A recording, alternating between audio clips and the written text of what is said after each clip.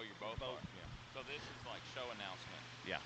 Do you want to run that, or do you want Ty to run that on the backside? If he'll do it. Test.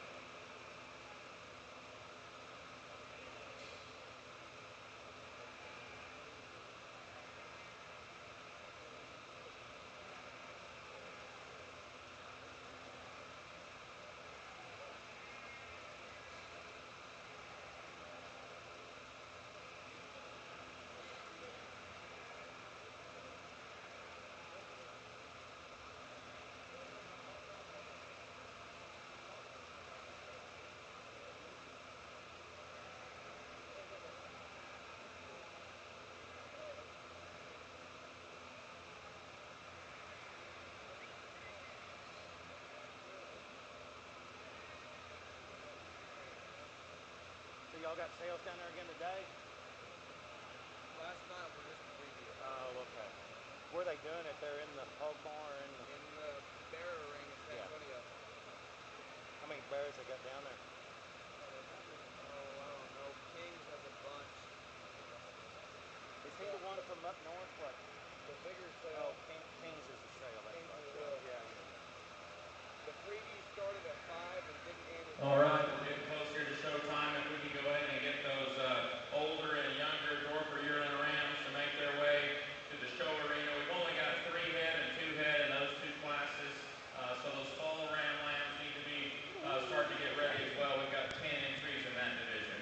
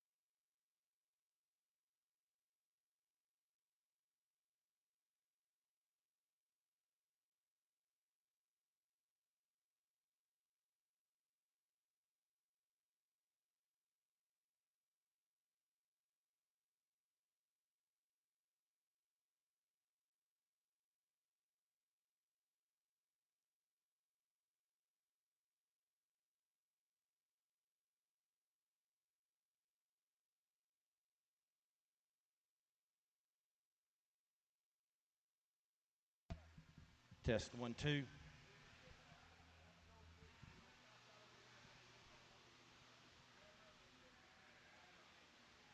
long as their feet is right about where you see where it gets wet, that's fine. You can see everything in front of it. Jagger, right here in front of the camera, right where it changes color.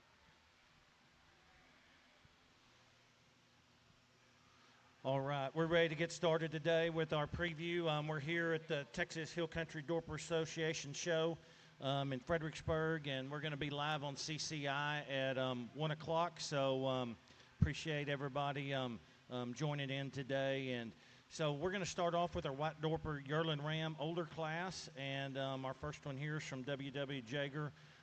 This ram is a pureblood out of Mac Daddy, and he is a February of 2024.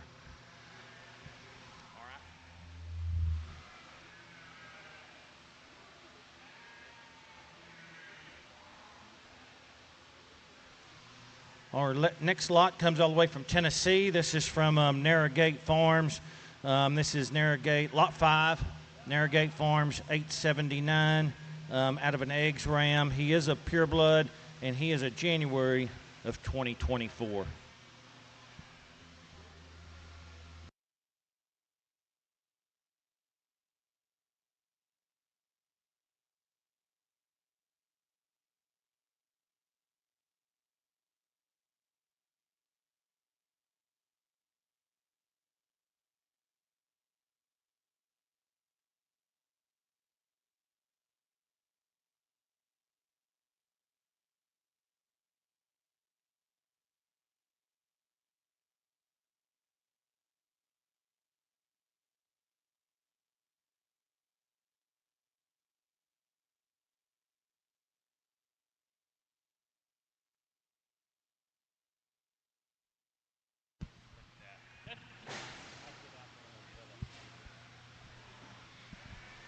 Well, first off, let me state how much of a pleasure it is and an honor to be here and sort through these sheep. You know, years ago, I had the opportunity to sort through the market goats at Houston, and I think I've anticipated and looked forward to this opportunity as much as anything. And there are two main reasons. Number one, the fact that there's a committee, there's a group, a board that selects who gets to come in here and put the sort on y'all's sheep today. To me, that's a huge, huge honor and something that I don't take lightly. The other thing is my passion for this breed and what it's doing in terms of, or the two breeds in terms of what they're doing to our industry, where I think they're going. There's not anything that's been as dynamic in my lifetime as far as changing our livestock industry. So I thank y'all for the opportunity to be here and be a part of maybe where this industry's going and moving forward. We've got two really nice rams here that we're going to start the class off with. I think they differ quite a bit in terms of type and style, and maybe there's one out here that'll suit anybody's fancy. We're going to start off with the stouter constructed ram, the one that's better about his overall head quality, his skull set in there a little bit more ideal and nicely than the one that comes in second. He's stout-footed. He's cracked open underneath in terms of the bottom side of his skeleton. And then if you're wanting one that's going to put some extra length, some extra size growth and performance, and some offspring, I think this is the way to go. Now, if you're wanting to add a little more shape, a little more expression into a set, maybe this one in second's the one that you want to lean towards. I see him rolled up a little bit more in terms of his top shape. Maybe he carries a little more shape and dimension right down to the lower third of his leg. For me, we'd like to make him a little bit stouter featured about his head. We'd like to open him up in terms of his pin placement. And the main deal is he just wants to get up underneath himself a tick more off those hind two, maybe square him up in his dock. That'll square him up as he comes down to the ground. Great way to start our show off. Let's give him a hand.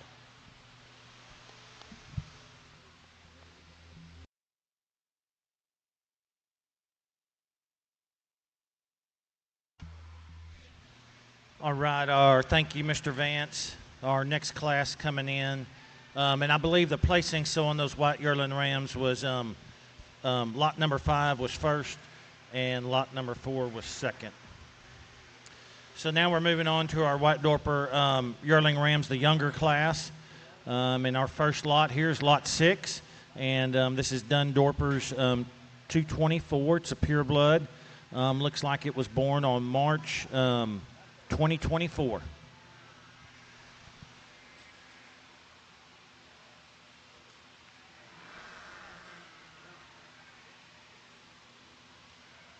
bit farther out.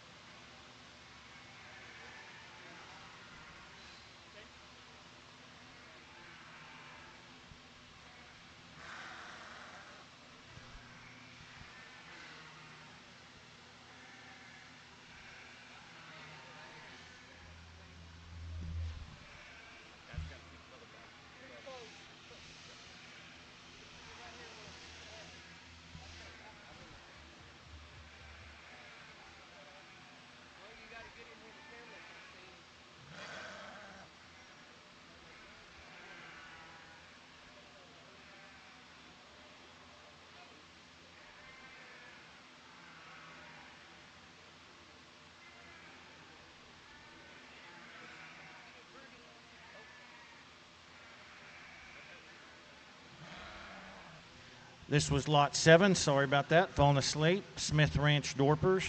Another purebred born in August of 2024, so just barely in that class. Again, we're on the White Dorper Yearling Rams younger class. We've got lot 6 and lot 7 in the ring. And we do want to thank our judge for being here today, Mr. Vance Christie from Weatherford, Texas. He's going to do our sale order for today and appreciate everything he has.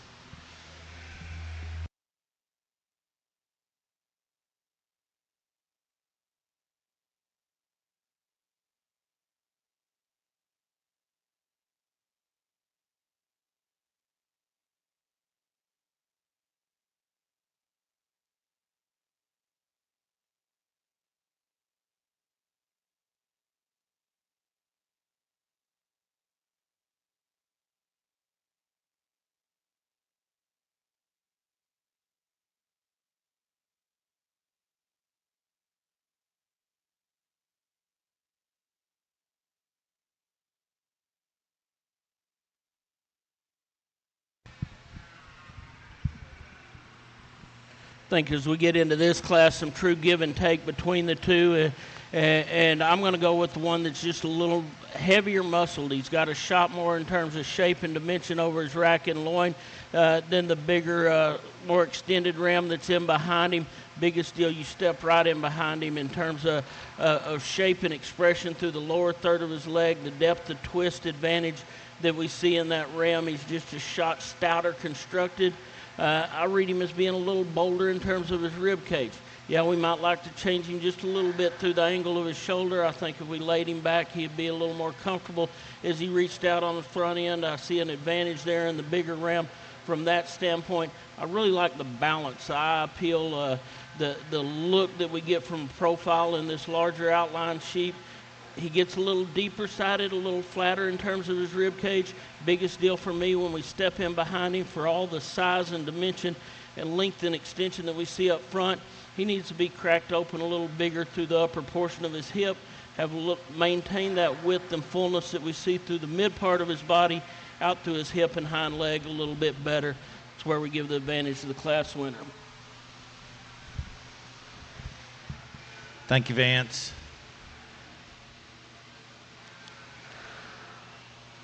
So this was White Dorper Yearling Rams younger. Looks like number 6, lot 6 was first. Dunn Dorpers. Lot 7, Smith Ranch Dorpers was second. Y'all don't go too far because we're going to have the champion drive here, and looks like 2 classes. So we're moving on now to White Dorper Fall Ram Lambs. Looks like we have about 10 head coming in this class. So our first lot here is lot 8, Duke Dorpers. This is Duke 252. He's a full-blood ram, born November 24, 2024.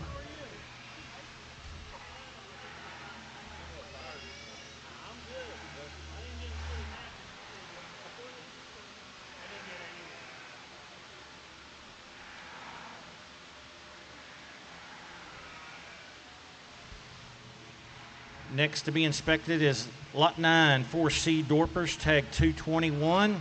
Another purebred here that is born October 2024.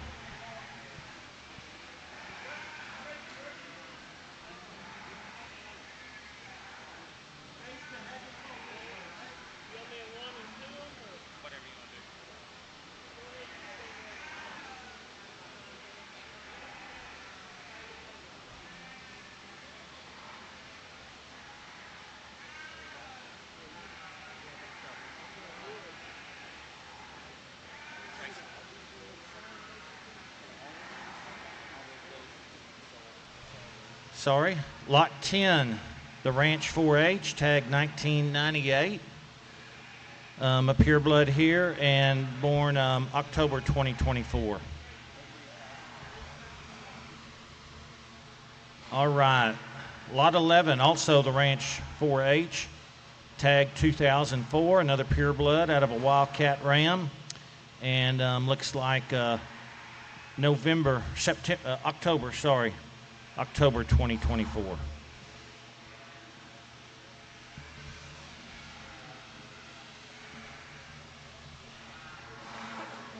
All right, moving on to lot 12, A&H Dorpers, 1928 tag number, again out of a Wildcat Ram and out of an A&H ewe, December 2024, so one of the younger ones in the class.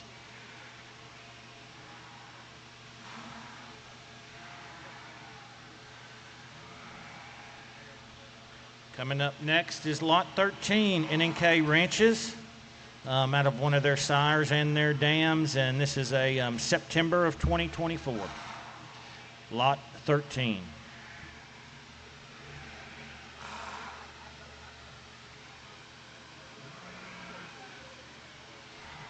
Lot 14, Leon Patrick Farms, 248 tag. Again, a pureblood, and again, a September of 2024.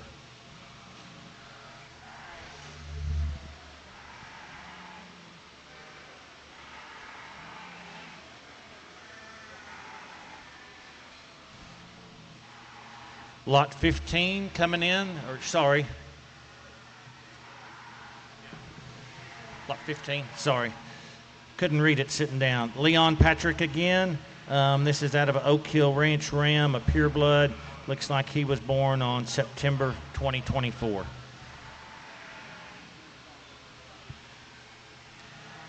Lot 17 walking in, SP Dorpers, 24-349 tag by one of their Rams, and born in October of 2024.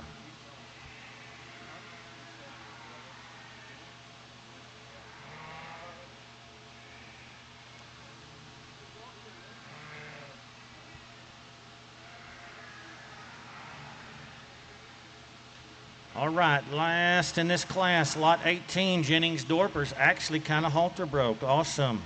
Pureblood Ram out of a Wildcat Ram, and goes back to 12, is a December born, so again, one of the younger ones in here, so December 2024.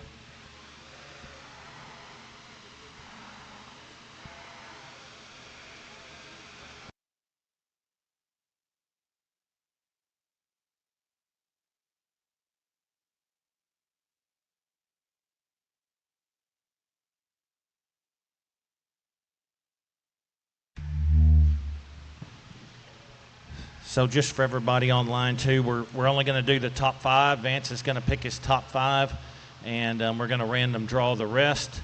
So just to let you know what's going on in these bigger classes, and then he will, once he places his top 5, he'll come back and give those reasons for that.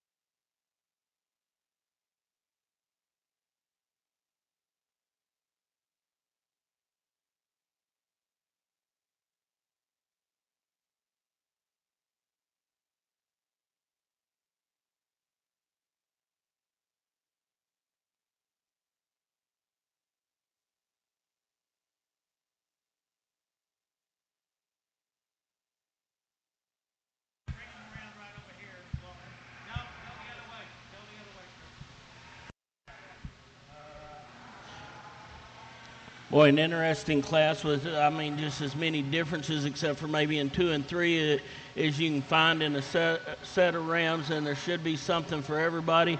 For me, we're starting off with the combo ram, the one that's got some size, some growth, some production to him. He's really bold ribbed. He's got the depth and turn to the lower portion of his cage to bring the type of production we need to see in the industry.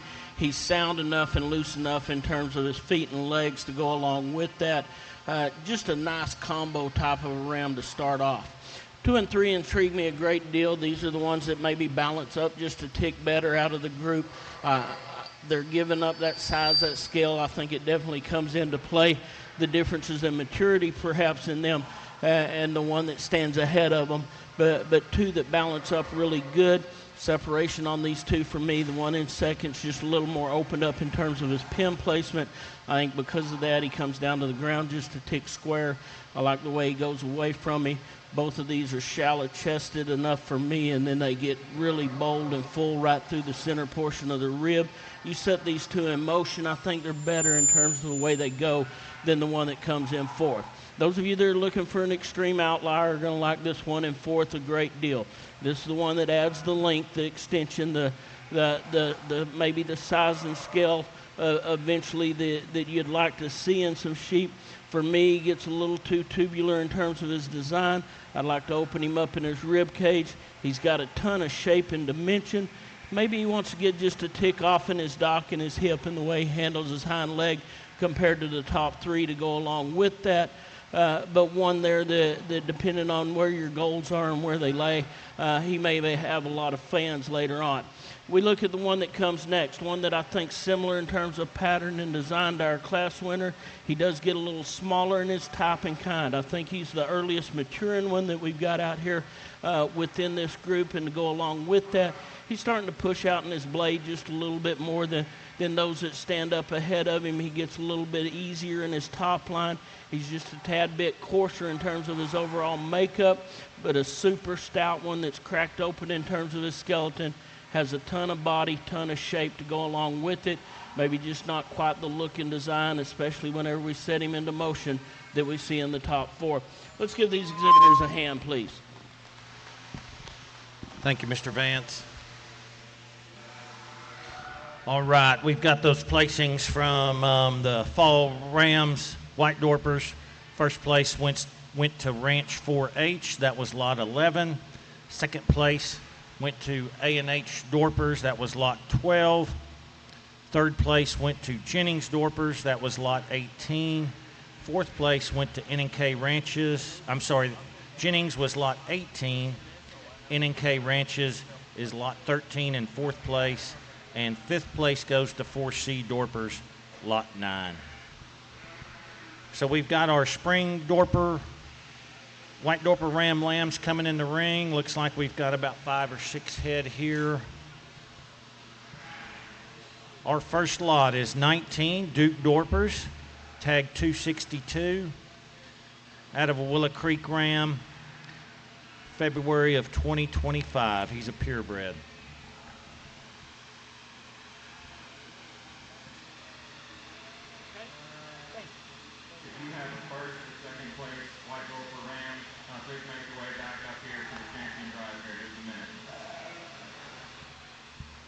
Walking up now is lot 20, 4C Dorpers, tag 230, another pure blood, January of 2025.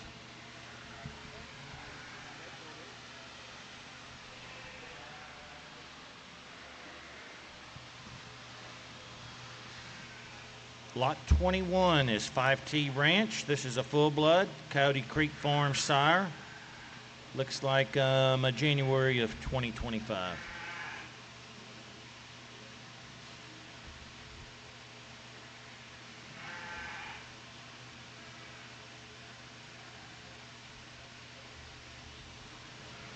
All right, now we've got lot 22. This is side and stickers. Out of polyester pants, this is a March 1st lamb. Charles in his comments says he calls this ram Pearl Snap. He's the first son of polyester to be offered. That was lot 22. And our last one in the class is Smith Ranch Dorpers, lot 23. Tag number on this one is 45, out of a dun Dorper ram. He's a pureblood. He's a March 2025 ram lamb.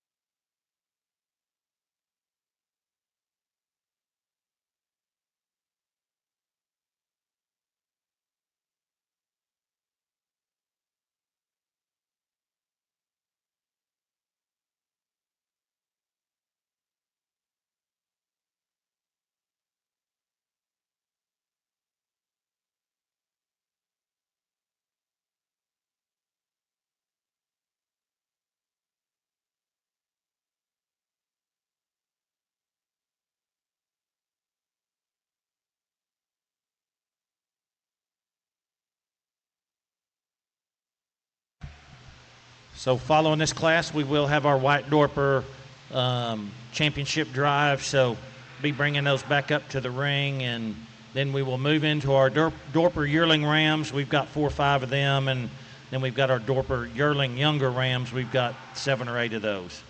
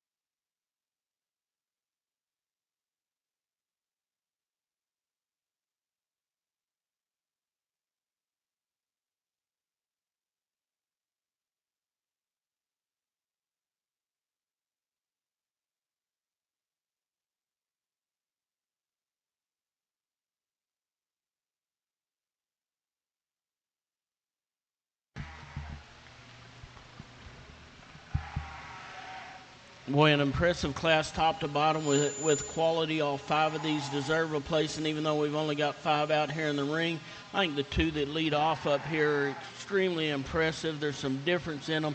A couple months difference, a couple months plus in terms of age, and I take that into consideration. For me, the one that leads off, it's just going to be the way he's constructed, his skeleton's put together, especially the way he handles his hip and his hind leg whenever we set him into motion. This one's just got a little freer range of motion, a little longer strided, reaching off of both ends of his skeleton. You go in there and handle him, even though he's given up some overall mass and dimension to the older ram. This one's the one that's the most upstanding in his rack. He's the flattest, freshest, best to the touch in terms of his loin edge to go along with that. If you wanted and needed as a bonus to clean the shoulder and front end of one up, this is one you're going to lean to a little bit from that standpoint as well. The one that's in second, no doubt he's the stout-footed, the bold-ribbed one, the one that's got all the power and mass in this class. He's really wide-backed and has enough dimension and shape there compared to the other 3 that he definitely eases up into the top end of this class pretty easily for me. Main deal on this one, when we set him into motion, he may want to get just a tick shorter in terms of his stride. Doesn't reach off of his skeleton quite as good, especially his back end is the one that we lead the class off with, but a really, really nice one depending on where your goals and priorities are to come in second. The other one in here that's equal in terms of mass, center, body dimension, and overall rib designs, this one in third. we like him from that standpoint a great deal. You go in there and handle him. He's a little softer in terms of his muscle texture. He's not quite as big and bold through the upper portion of his hip as the two that stand out in front of him, but he's cracked open in his skeleton, has plenty of boldness of rib and production to him. Then we get into two that are maybe just a tick narrower constructed. You start at the floor of their chest, and you notice they close up a little bit compared to these ahead of them. I think to go along with that, you step in behind them. They narrow up in terms of their pin placement. The one that comes in fourth, just a little smoother in terms of the way he transitions from his shoulder into his rib cage. Maybe a little added length of spine in this one. Those of you that are needing to put a little more length extension in your flock, these are two to definitely consider from that standpoint. Let's give these exhibitors a hand, please.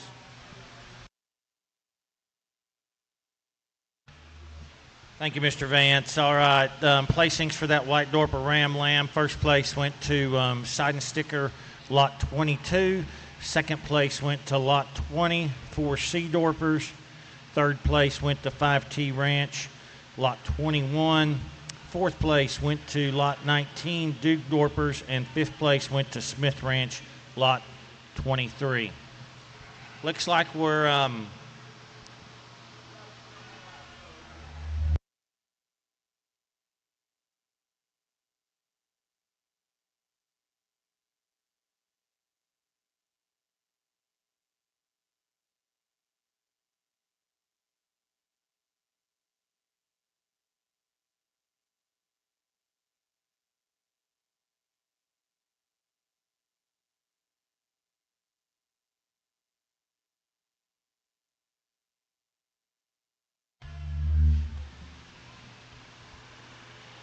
All right, we're judging for our Dorper Ram. We'll white Dorper Ram, our champion. Our first place yearling ram in our older class went to Narrowgate Farms, lot 5. Our first place in the next class was lot 6 from Dunn Dorpers. And then our fall ram lamb, first place was lot 11, Ranch 4H. And in the last class, of the spring ram lambs went to lot 22, Side and Sticker.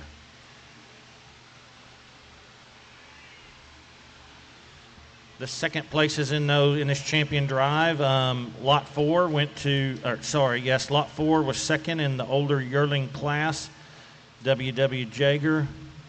Younger yearling class was Smith Ranch Dorpers, lot 7.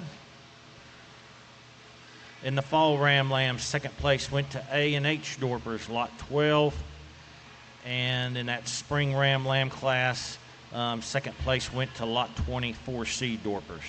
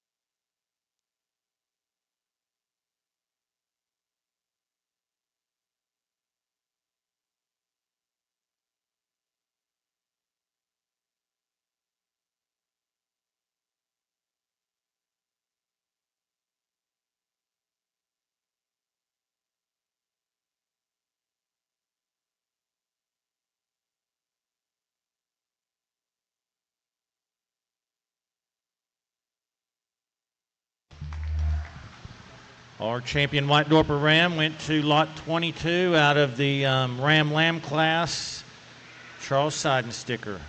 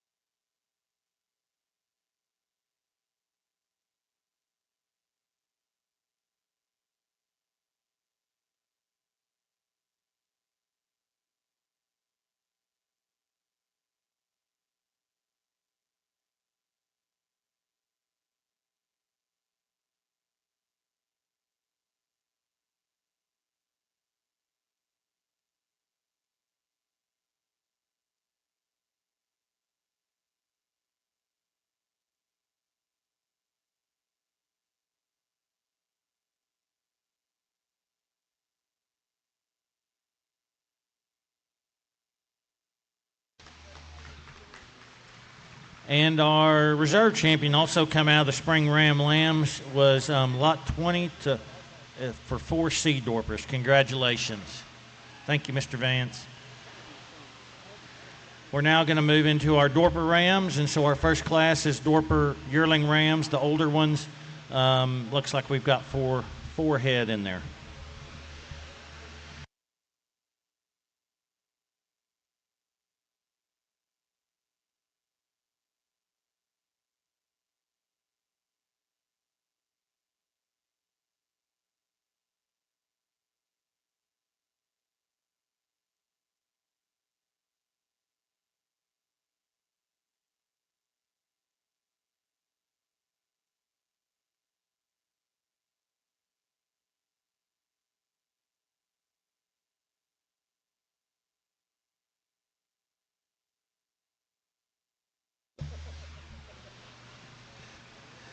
Well, let's start off our Dorper show. We got lot 24 up here with Feed My Sheep Ranch, Mr. Preston Ferris. This ram's sired by Loose Cannon, and he's a January of 2024.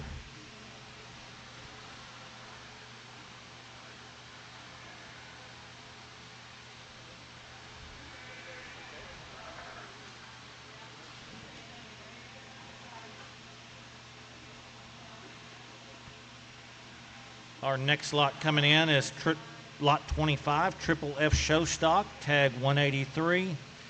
This ram is sired by Tudor and is October of 2023. This ram's full sister was the national champion Dorper ewe and reserve Supreme Open Show ewe at Fort Worth, shown by Presley.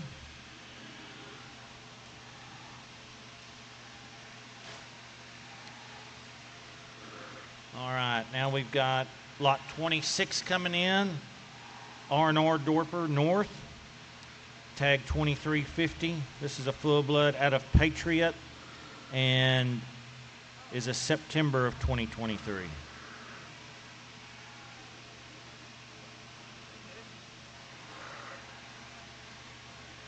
And our last lot in this class is lot 27, R&R Dorpers North, tag 24041, sired by Revolution, and is a January of 2024.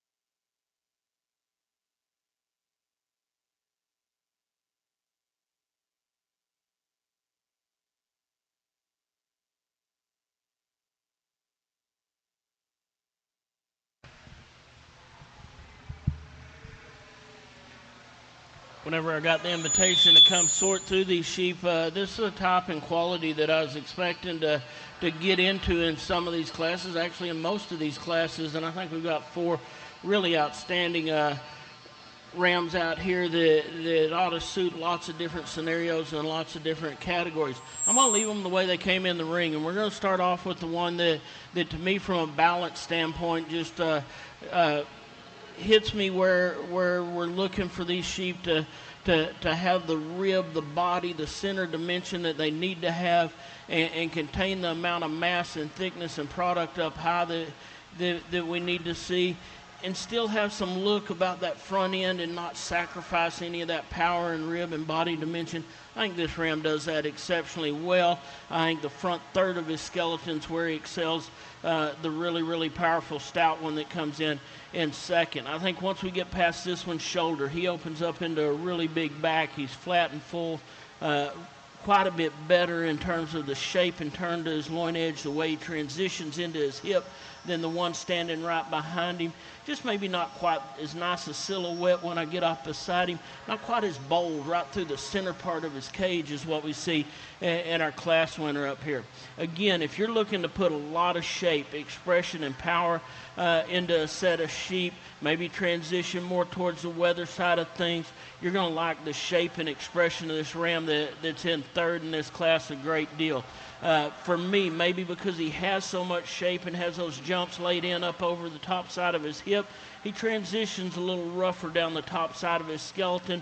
We'd like to smooth him in as he goes from that big upstanding square rack into his loin and then back into his hip.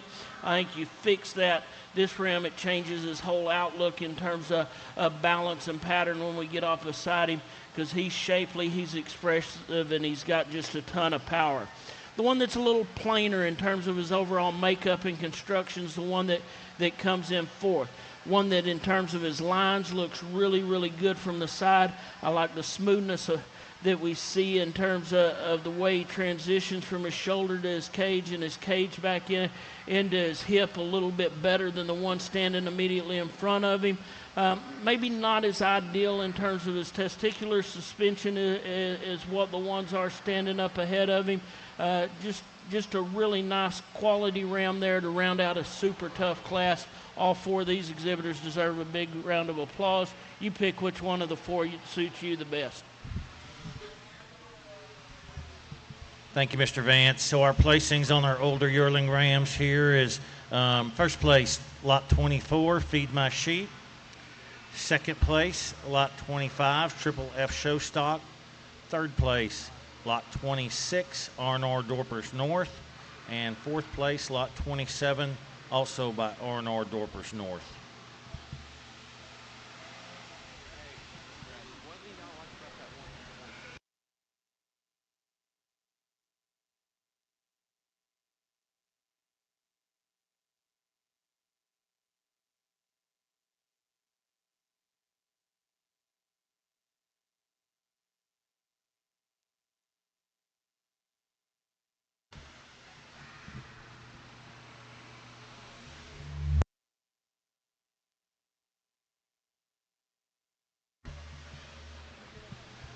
All right, we are moving on to our Dorper younger yearling rams. Sorry about that. Our first one here goes to, our lot number is lot 28, 5T Ranch. This is sired by a PAL ram, and this one is March of 2024 birthday.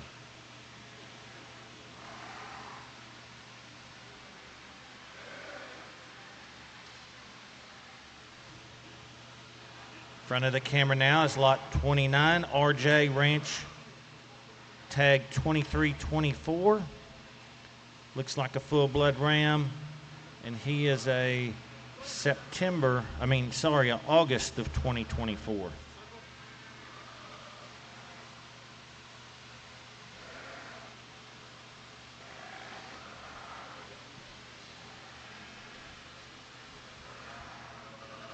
Coming up next, lot 30, CJ Cornwell Dorpers, tag 113, out of an Icon ram, also an August 11th, 2024.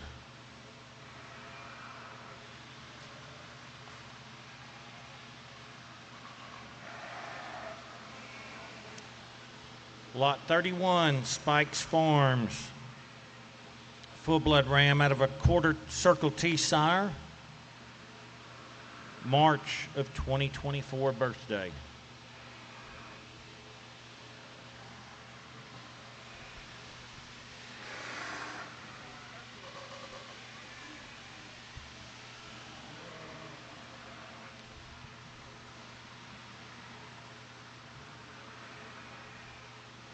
Looks like lot 32 coming in next. Holman Ranch, tag 4281, out of one of their sires, and got a birth date of March 2024.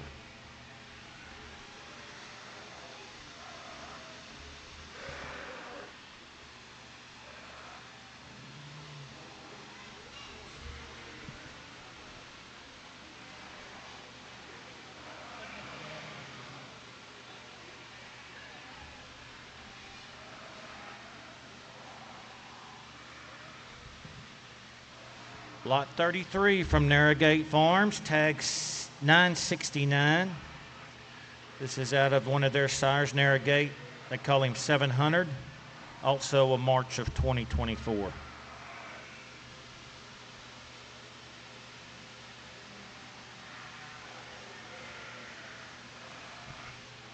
And our last lot in this class is lot 34, Alamosa Creek Ranch, tag 2446. Looks like he's a purebred, and he is a late May of 2024.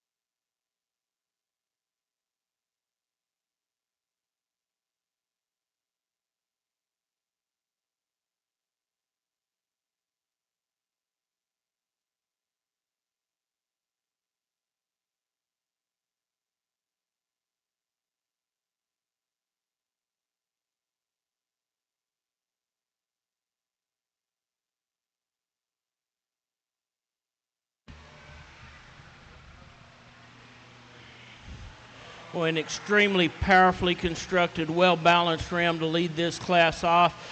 One that's stout-featured about his head and then just progressively gets wider and thicker and stouter as he comes from front to rear. The added look that we see through the front third of his skeleton, I think, is just a bonus and probably what pushes him over the edge and gets him up to the top end of this class. And then once you get past the fore portion of his rib cage, he just progressively gets wider and thicker and stouter as he comes back one that impresses me a great deal from that standpoint. The other one in here that's massive and thick and extremely shapely, but maybe not quite as neat or as attractive of a package, is the one here in second. This one's rolled up in terms of his rack shape. He's big-hipped. He carries that shape and dimension down to the lower third of his leg, as well as anything that we've got in class. I think you look at him in terms of the floor of his chest, the smoothness and the way he transitions down his top line, just not quite as good there as what we see in our class winner. He is a little leveler out of his hip. He's a little bigger, more opened up in terms of his pin placement than the ram that comes in third. The biggest deal is the angle to his shoulder. He's a little more relaxed and comfortable as we set him into motion out through the front third of his body, and I think that's a separating point between these two. Again, I like the mass and the dimension, the center rib and body in this third place sheep, as well as our class winner. I think we get this one set, propped up here. He looks really, really good, balances up good. It's when we set him into motion. He just gets a little straight and upright in his shoulder, and it shortens his stride up ever so slightly.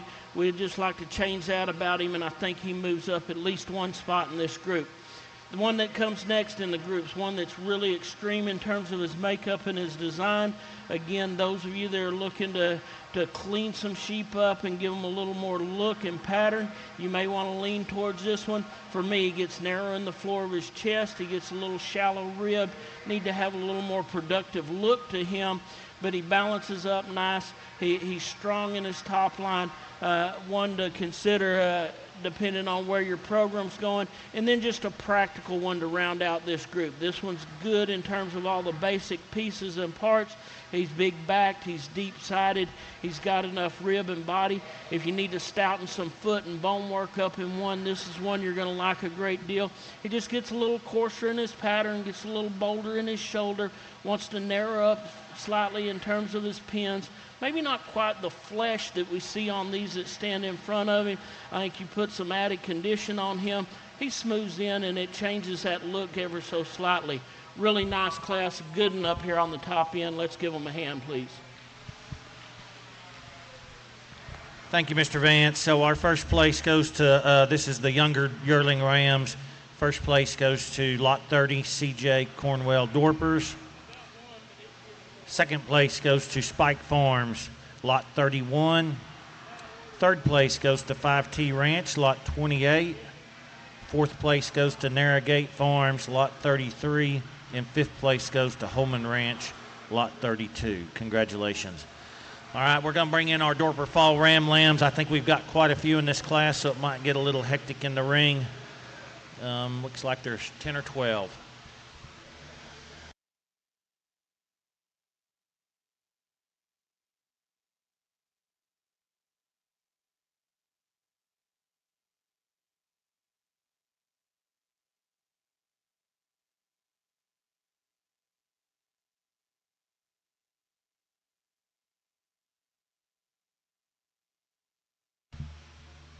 Sorry, we changed ringmen and we changed some stuff up, so getting it straight.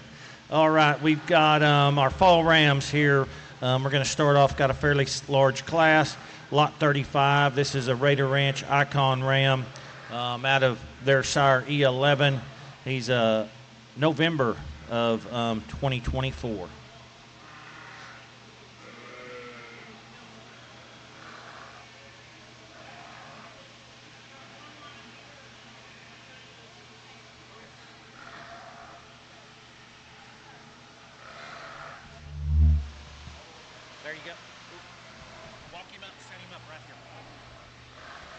All right, participants, big clash. Y'all hadn't been in the ring. We're going to walk them up and set them up in front of the camera so everybody gets a shot, okay? And then he's going to assign you to line 1 or line 2, probably. So this is Lot 36, Wool Dorpers, a full blood out of an HC6 ram. Looks like September of 2024.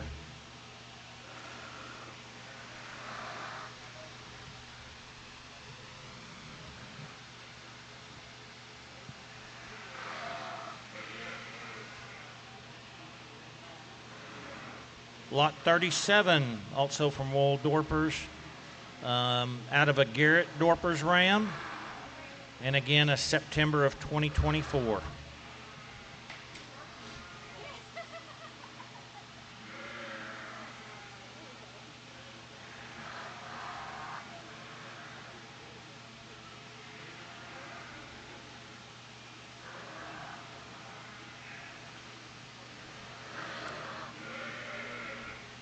Lot 38 here's from Rimrock. Looks like a full blood. Looks like a November of 2024.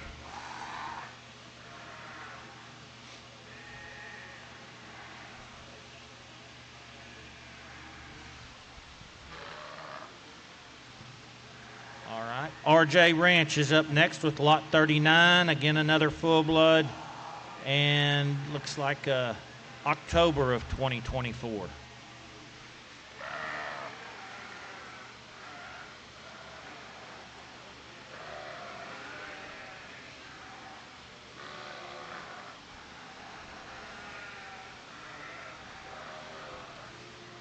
Lot 40, NNK Ranches. Ram is sired by Innovation, and he is a September 2024.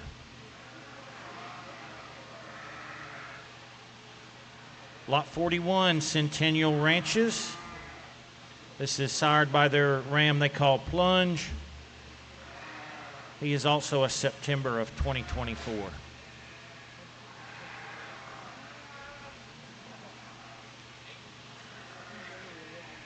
Lot 42, S&P Dorpers.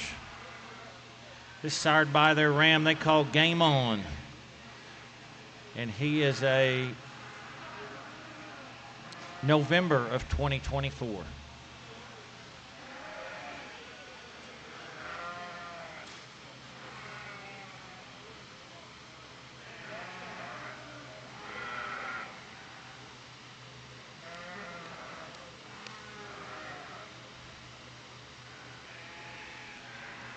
Lot 43 is Barbie Bar sheep.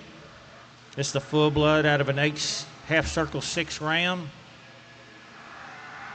This is a December of 2024.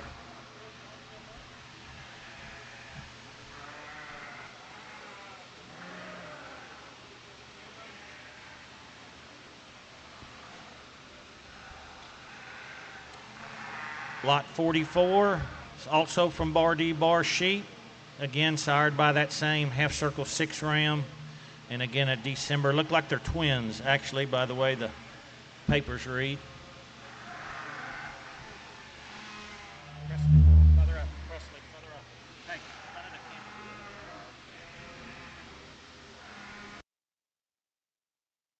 camera. Lot 45, this is R&R Dorpers. This ram sired by Johnny P. and is a November of 2024.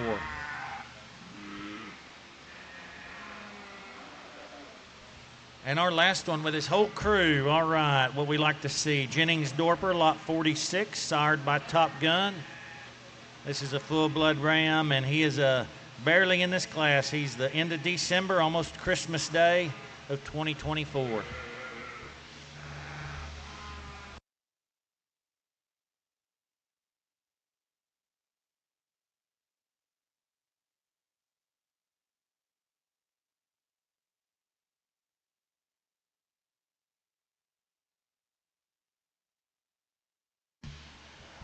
Again, if y'all just joined us, looks like we got 12 entries roughly in this Dorper Fall Ram Lamb class. Looks like we've got about 7 or 8 entries maybe in the Spring Rams, and then we will move into judging our champion Dorper Ram.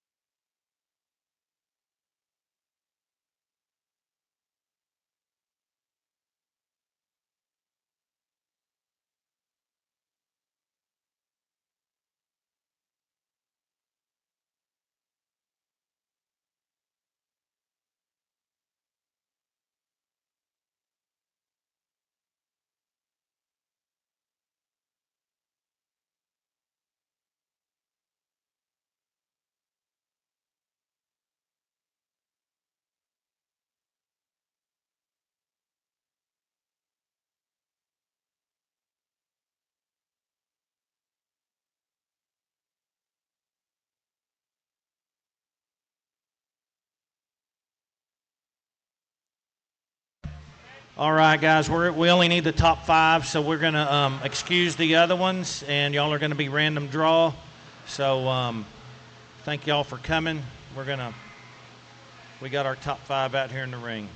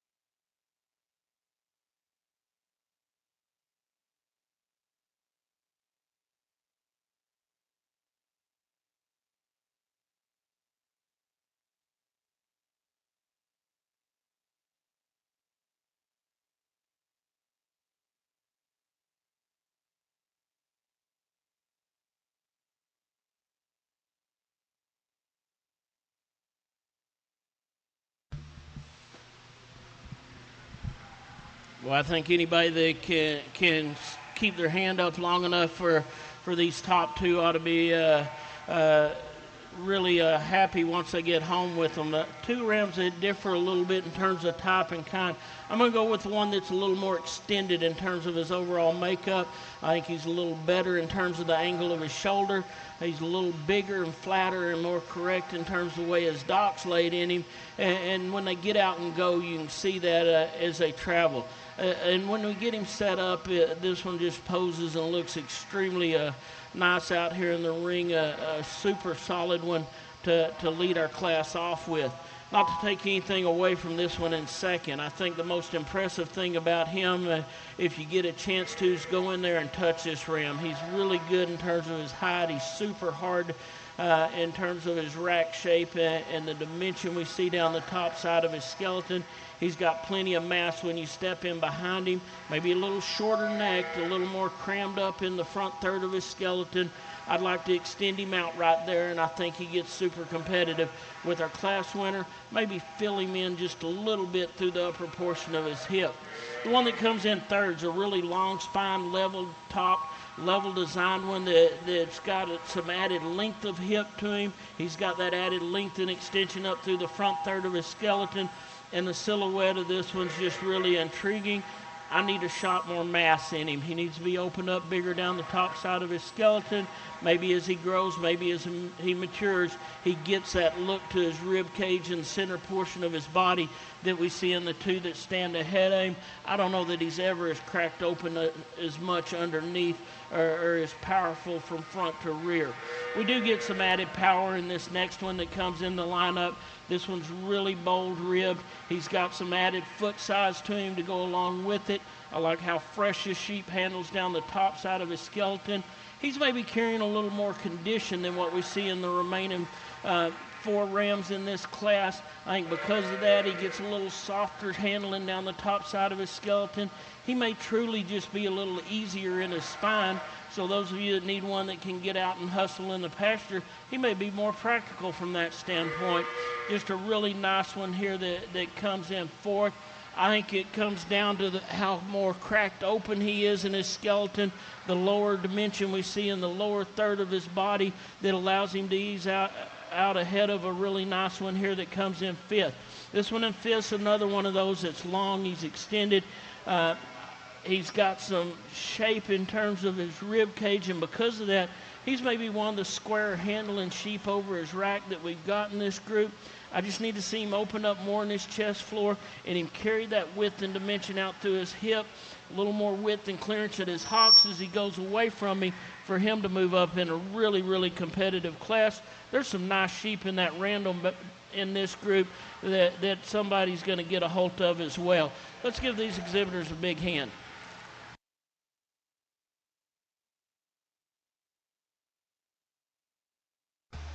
Thank you, Mr. Vance. So first place goes to R&R Dorpers, lot 45. Second place went to N&K Ranches, lot 40. Third place went to Raider Ranch, Icon, lot 35. Fourth place went to Wool Dorpers, lot 36. And fifth place went to SP Dorpers, lot 42.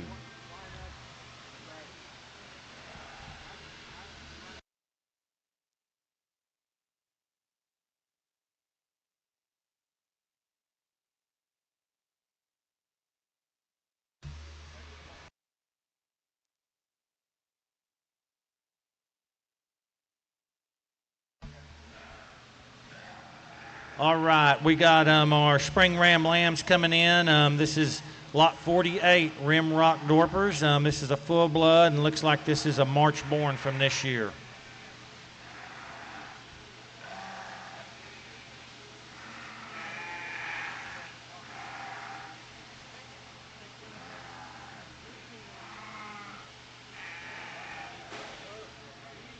All right, lot 49, Bowtie Ranch. Here we got another full blood coming in the ring. This is a January born of this year.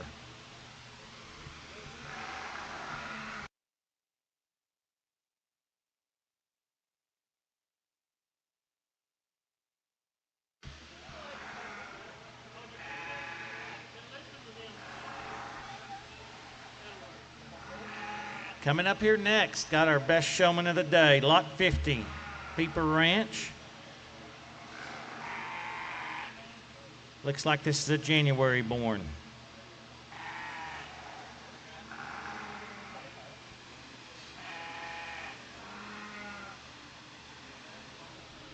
Also coming in here, lot 51, another Peeper Ranch. This is a May born, so we got a baby right here.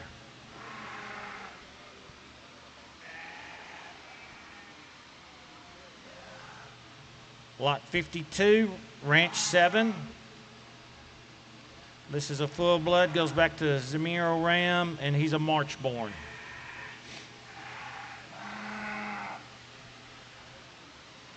And our last one in this class is lot 53, Jennings Dorper, sired by Top Gun, and this is a January lamb.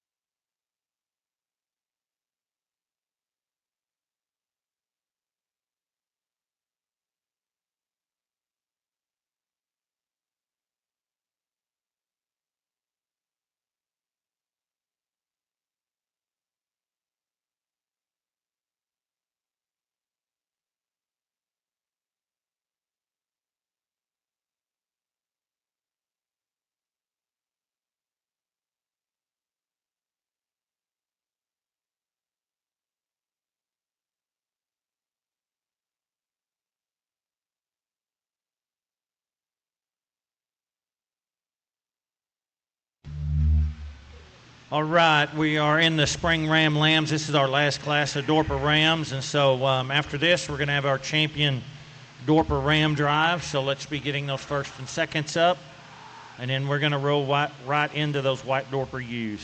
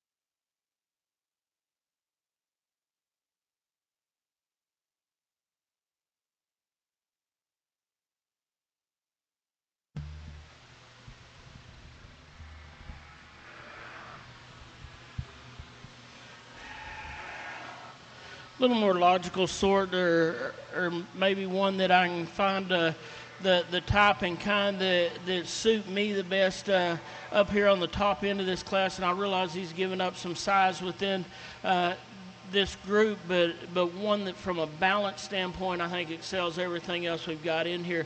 This is the one out of this group that progressively gets wider, thicker, fuller as he comes from front to rear, and the fact that he's a little rawer and greener in his condition than the one standing right behind him lets me know that that's just true skeletal dimension, and the way this one's constructed and put together, there's not a whole lot of fluff and extra on this one. Just a good, solid, sound-made one that's designed good, that I think's only going to get better with time.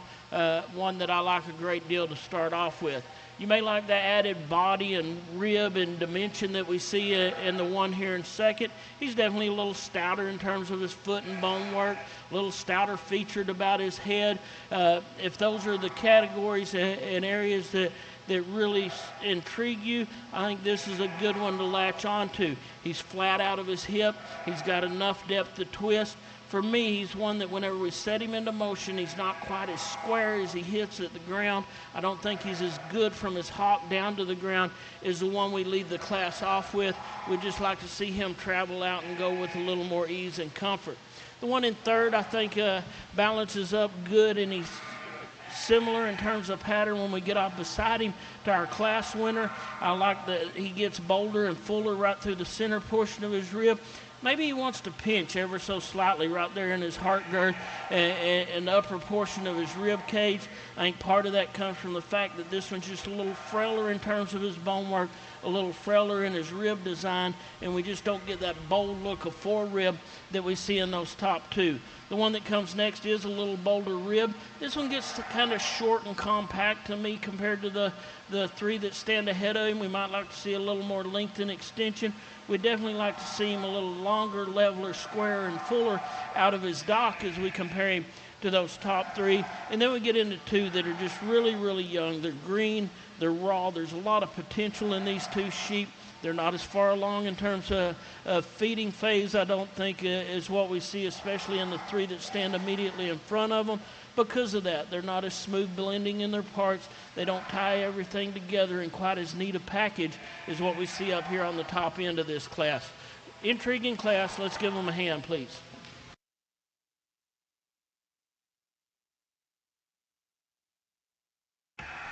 Thank you, Mr. Vance. All right, first place in that spring ram lamb class went to lot 53, Jennings Dorpers. Second place went to lot 52, Ranch 7. Third place went to lot 49, Bowtie Ranch. Fourth place went to Rimrock, lot 48. And fifth place went to Peeper Ranch, lot 50. So I think we're bringing our champions, or not our, well, we're going to bring our champions in, but we got to pick them first. So we're bringing in our first and seconds from our 4 classes of Dorper Rams.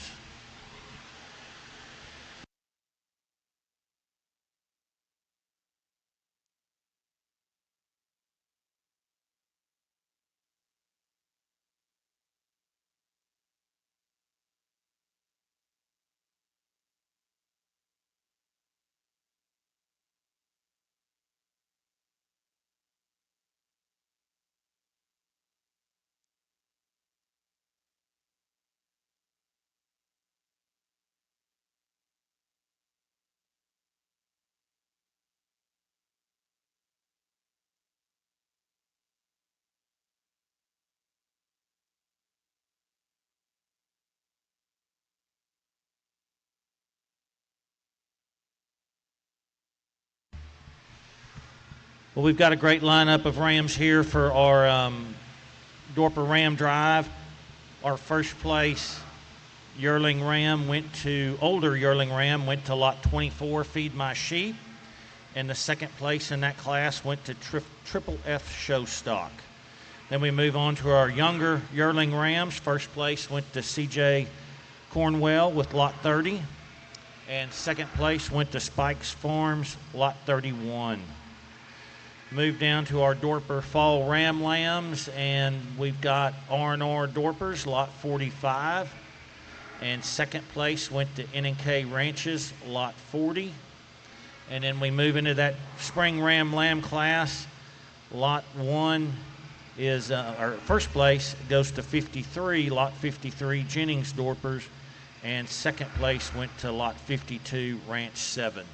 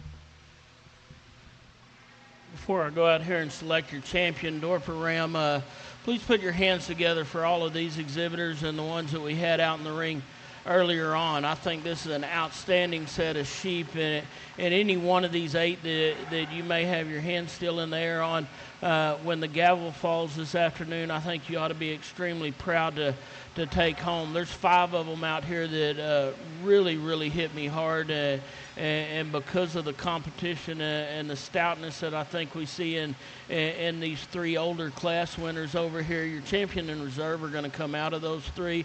It's splitting hairs between them, and each one of them has a little thing that I might like to change and see a tick different on them. Each one of them, I think, other than that one thing, check all the other boxes for me, and I like them a great deal. Really impressed with this set. This is what I was looking forward to when I got the invitation to come and sort through. Please put your hands together for them one more time. I'll go select your champion in reserve.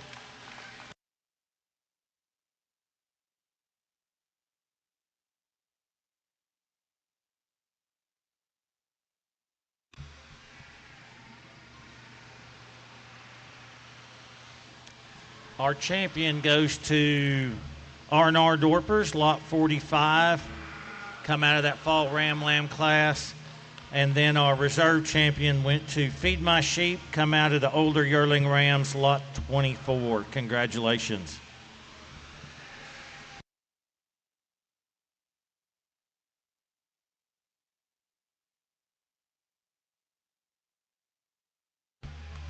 We're going to move right into the White Dorper Older Yearling Ewes. Looks like we've got about 7 entries in this class, roughly.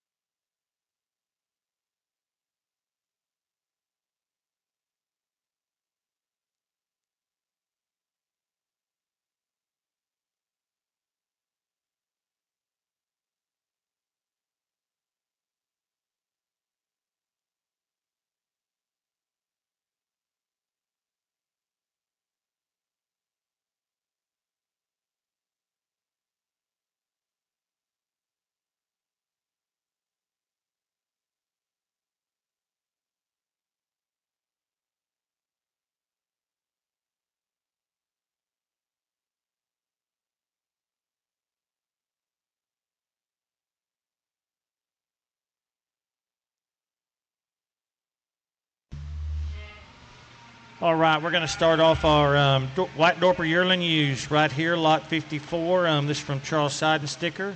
This ewe's a pure blood. She's out of Yeti. Looks like in November of 2023. And that was lot 54.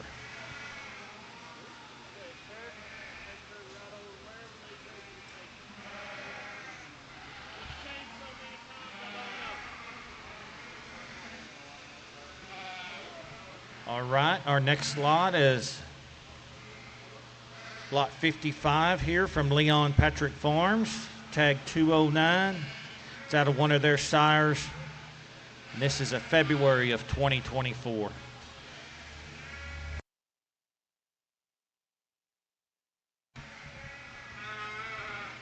Okay, here's lot 56 again from Leon Patrick Farms. A pure blood out of one of their rams, and an Oak Hill ewe, and also a February of 2024.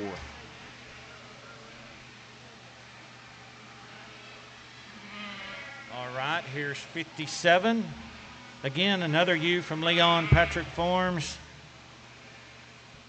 Out of an Oak Hill Ranch ram. Again, a February of 2024. Lot 57.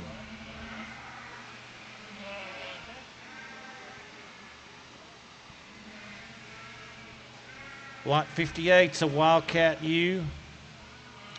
She's out of one of their rams, 2204. She's a November of 2023. And she has been exposed, so it even looks like she's bagging up. So probably might have a 3-in-1 deal there, maybe even more than that.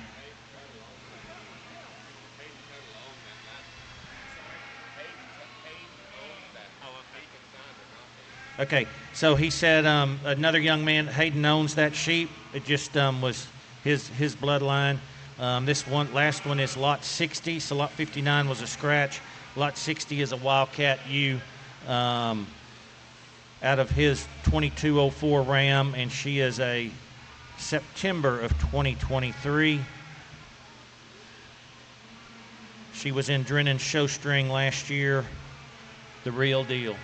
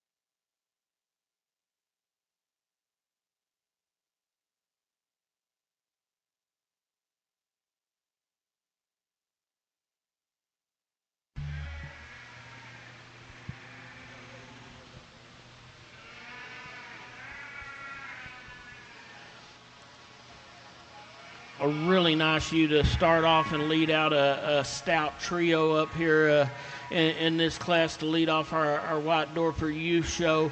And this one's just as bold-ribbed and capacious and high volume as you can make one. For as big and bold as she is in terms of her rib cage, the stoutness we see constructed out through her hip, she's still feminine and elegant enough for me up through the front third of her skeleton to go along with that. I think to really appreciate this ewe, you've got to stand up over her back and just see the width and mass that she possesses from front to rear. An awful good one to start out. One that hits here in second, another one that I think's pretty similar in terms of construction from the ground up. She opens up down at the ground. She maintains that through the center portion of her rib dimension. She's about the same in terms of her hip construction. I think because she is a little further along probably in terms of her pregnancy, we're starting to see her get a little more slack in her spine. She's relaxing a little bit more down her top line, and that just makes her appear a little more rough and uneven as she comes from front to rear. The big deal is she is opened up more in her skeleton. She's definitely better out of her hip, her hock, and her hind leg than the ewe that comes in third in this class, but a ewe that's just not quite as nice in terms of smoothness of top line as those two that bookend her. I think if you want to really put some length, some elegance, some style in your flock, you got to like this one in third a great deal. The added length of spine, the levelness of hip that we see in this one goes a long way with me. As we compare her to 1 and 2, she gets a little straight and upright in her shoulder compared to those two, and then you step in behind her. She's just not opened up quite as wide in terms of pin placement. I don't see her going away from me with the width and clearance at her hocks and the ground that we see in those two that are ahead. But from this look right here, you got to like that ewe a great deal. a really practical one here in fourth. This one's bold rib. She's got good center body dimension. Out of the remaining ones in here, she handles as good, maybe even as good as the one standing in front of her down the top side of her skeleton. She just comes at me a little more in 3 different pieces. She doesn't blend as good from her shoulder into her rib cage, her shoulder into the upper part of her rib, and then wants to get just a little tighter and pulled up more in her flank, and just throws her a tick out of balance. The one that comes next, from her shoulder back, this is a brood cow built female that's got a lot of volume, a lot of capacity. For me, her issues come a little bit forward of there. If you want one that'll go lay down and produce lambs and put pounds of sheep on the ground, there's no doubt in my mind this one excels and is right up there with the top 2 in this class. It's her shoulder construction that I need to change in order to see her step up in this lineup. Just for a female, gets a little too bold, a little too far out there for me, and it throws her balance out a tick. The one that's 6th in this group's one that's just a little rougher in terms of her design. She's probably the rawest and the greenest in her condition, and because of that, when you look at her and handle her down the top side of her skeleton, just not as smooth as several of these that stand up ahead of her. Nice class to lead off our White Dorper ewe show. They deserve a hand. Thank you, Mr. Vance. All right. Our first place goes to Wildcat. Second place, WC 2385. That's lot 58. Sorry. First place was lot 60. Third place goes to Charles Seidensticker, lot 54. Fourth place goes to Leon Patrick, lot 55. And fifth place also goes to Leon Patrick, lot 57. Congratulations. We've now got our White Dorper younger yearling ewes coming in the ring. And our first lot right here to walk up is lot 62 from 4C Dorpers. And her comment says she's confirmed bred 60 to 90 days. And this is a May of 2024 ewe.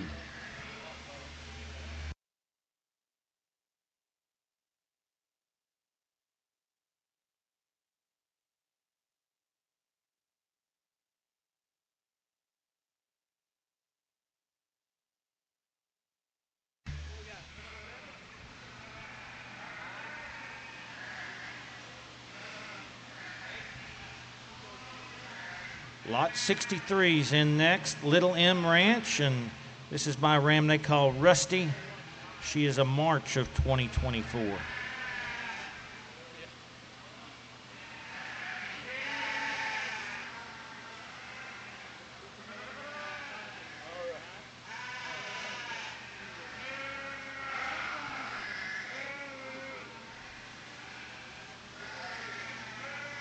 Next is lot 64 from B&P Dorpers out of a dun sire.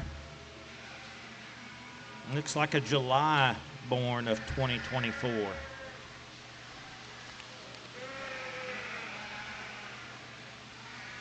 Lot 66 is a Leon Patrick farm bred ewe out of one of their rams. This ewe's a March of 2024.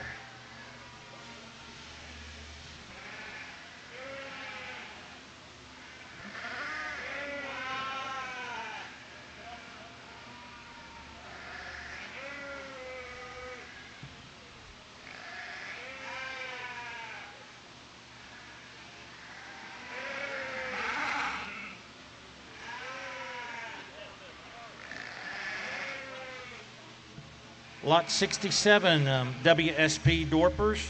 It's out of a Holman ram and is a April of 2024. Walk them up just a hair more, guys. Walk them up just a hair more. Again, lot 67 is a WSP Dorper, tag 24302, out of a Mirror C ram. This looks like a May of 2024. Oh, sorry, 68, yes. Lot 68, sorry.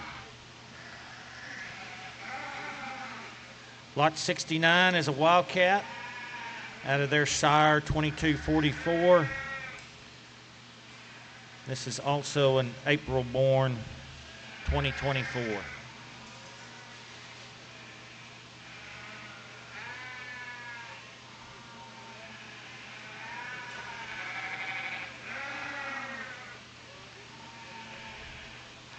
Last one here is lot 70, tag number 4001. This is at a half circle 6, 2124. This is a March of 24.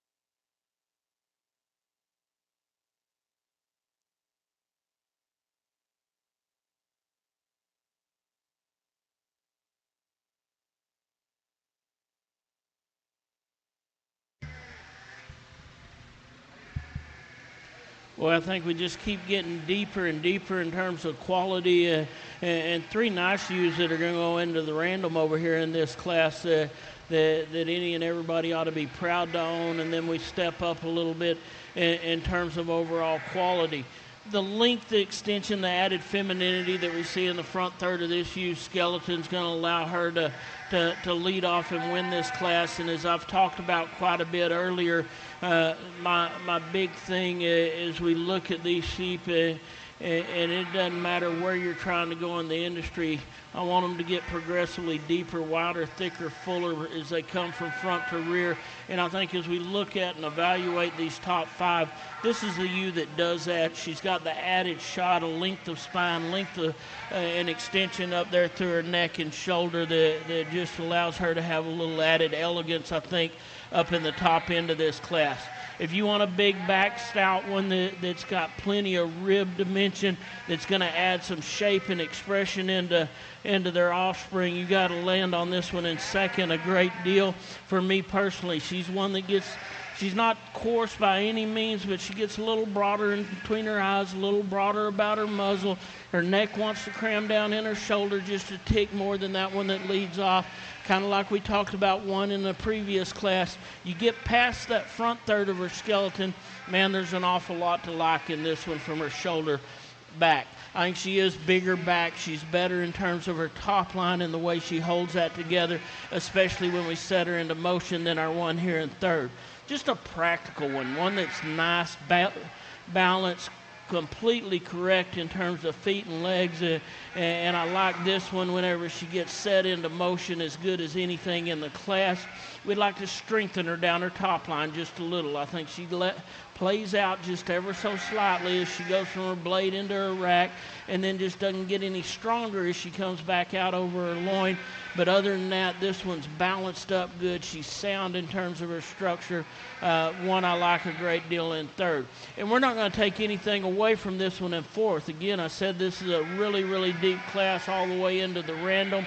Another one that's good in her center body dimension. For me personally, I like the way this one's crammed up in the floor of her chest. Really, really good. I do think that makes her a little bit longer in terms of her scapula and her blade, and you get that little bit of the Dorper dip there behind her blades. And again, she's another one that's maybe not quite as strong down her top line as 1 and 2 in this class. Then the one that rounds out the group, very similar to the one that's here in third in terms of practicality, soundness, good in terms of her feet and legs. She's the earliest maturing out of this group that we've got in our top 5.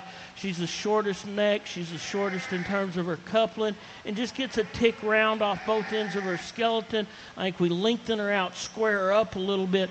That's good. But whenever we were raising these things before I sold out, those are the kind that lay down. They have babies every year. They'll spit out 2 of them and raise them all day long. So another one that I think is really practical and good typing kind to round out a really stout class. Let's give them a hand. Thank you, Mr. Vance. So this is our placings for our younger yearling ewes on the white Dorpers. First place went to WSP Dorpers, lot 68. Second place went to lot 70 Wildcat Ranch. Third place also went to lot 67 was WSP Dorpers. Fourth place is lot 62 4C Dorpers. And fifth place goes to lot 63 Little M Ranch. We've got a big set of fallborns coming in.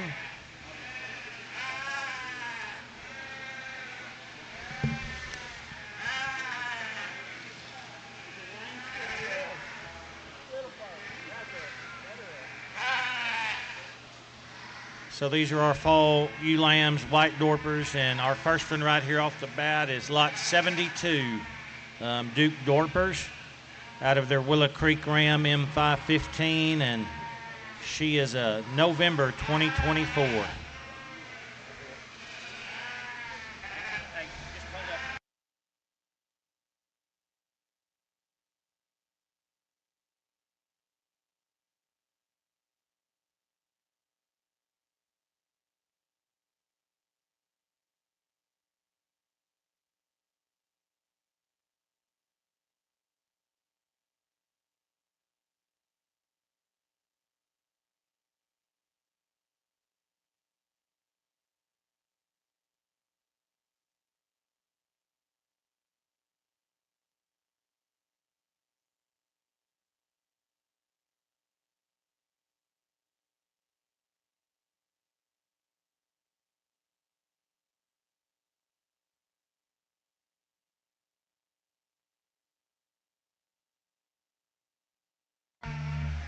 All right, get back in check here. Now we've got another lot 73. This is Little M Ranch, again by their ram they call Rusty, and this is September 2024.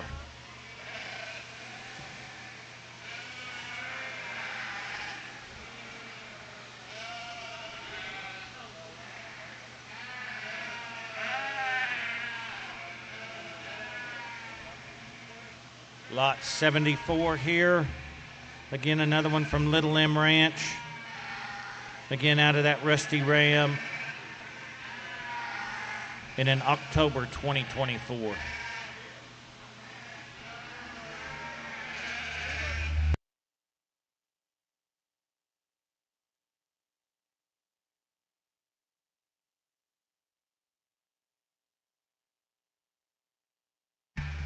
All right, that's lot 75, Ranch 4H, out of a Wildcat Ram, October of 2024.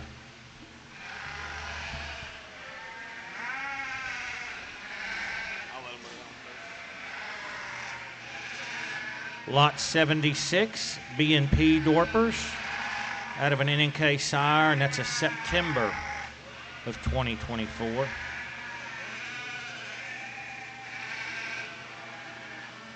This is lot 77, also B&P Dorpers, tag 2426, out of an NNK ranch, and this one's a November of 2024.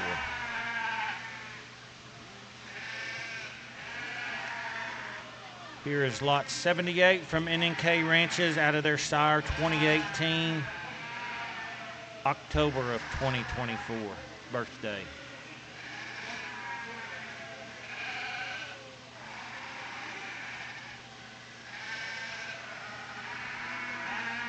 Got a Leon Patrick ewe coming up, X250, out of one of their Leon Patrick Farm sires. This is the full blood, born in September of 2024.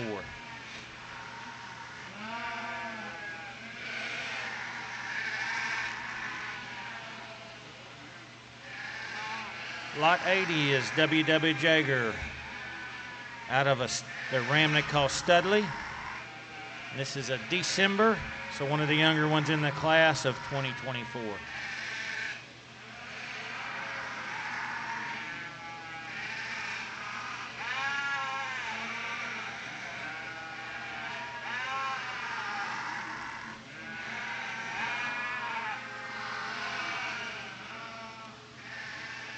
Lot 81 from Marshall Ranch, out of a Rockin' R Ram 222 is the sire. This one is a September of 2024. All right, lot 82, SP Dorpers, 24351 tag number, out of a Holman Ram, November of 2024.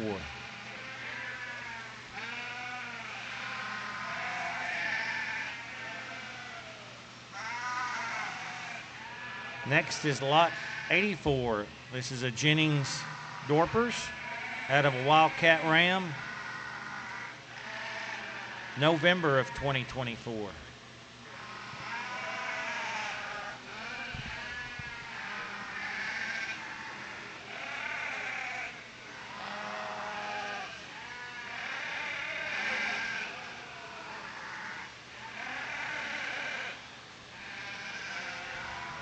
And our last one, lot 85, is Leon Patrick Farms, out of a Wildcat Ram. September of 2024 is the birth date on her. Full blood. So that concludes all the entries in our White Dorper Fall ewe lambs.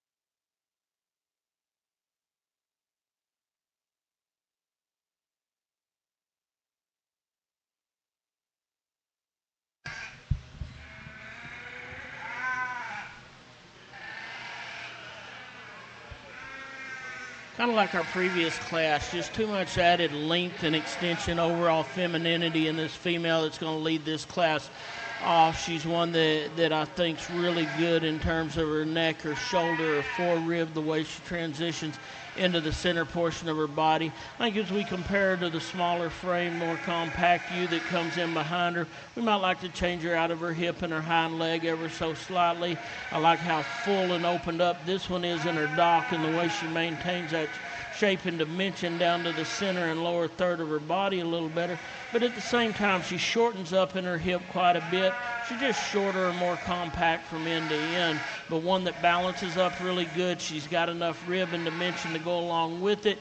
We look at her from the ground up. She's just cracked open more in her skeleton than the one that we've got here in third place.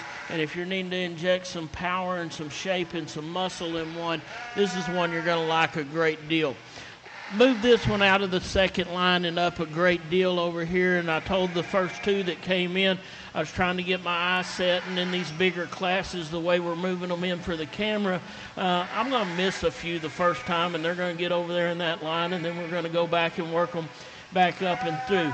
He brings me another one that's just fault-free in terms of her design. Her base structure and balance and design is there. She's good in terms of her rib cage. I like the lines in this one a great deal.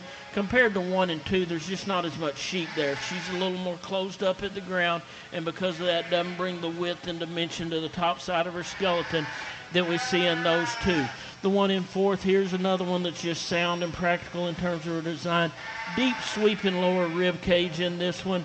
I think she gets a little coarser in her makeup up to her breastplate. She gets a little rougher and more uneven down the top side of her skeleton compared to the top three. And we just like to smooth her up in terms of overall pattern. A bold rib, long neck, good fronted, elegant one here that rounds out our top five. The problem with this one's when you get over the top side of her skeleton, I explained to the gentleman, she just tapers a little too much for me out through her dock, gets a little in at her hock. That was the deal with some of those others that ended up in the random.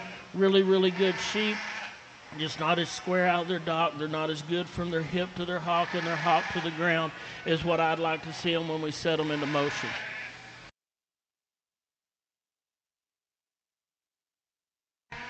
Thank you, Mr. Vance. Our placings for our white Dorper fall ewe lambs. First place, lot 78, goes to N&K Ranches. Second place, lot 76, B&P Dorpers. Third place goes to lot 73, Little M Ranch. Fourth place goes to lot 85, Leon Patrick Farm. And lot number 5, or fifth place, goes to lot 72, Duke Dorpers. So we're moving into our white Dorper ewe lambs. Looks like we've got 8 entries, and then we will move on into our champion white Dorper ewe drive. Yeah, I mean, right there. He don't need to slow down.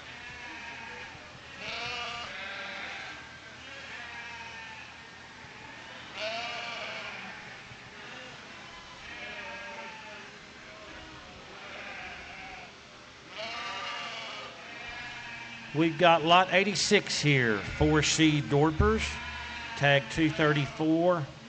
This is out of one of their rams, and this is a January of 2025. Next, moving on, is lot 87 from 5T Ranch, out of Cody Creek Farms sire, and this is also a January of 2025. Lot 88, Little M Ranch, out of one of Fur Farms 47 ram, and this is a March of 2025.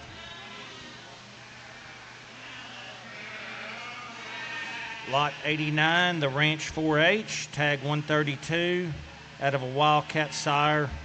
This is a January ewe lamb.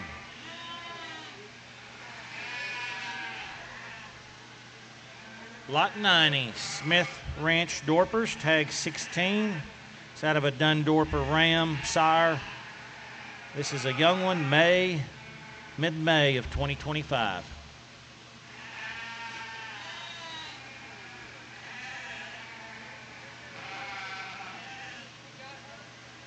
All right, lot 91, also from Smith Ranch Dorpers, tag 48, also out of a Dorper sire. She's a March of 2025.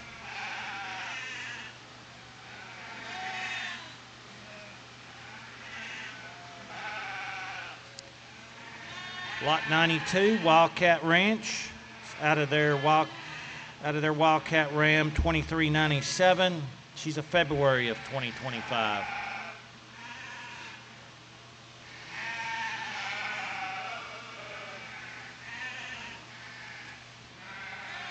And the last one of our white Dorper ewes is Lot 93, Narrowgate Farms, out of their Narrowgate Farm Ram 828. And this is a January of 2025.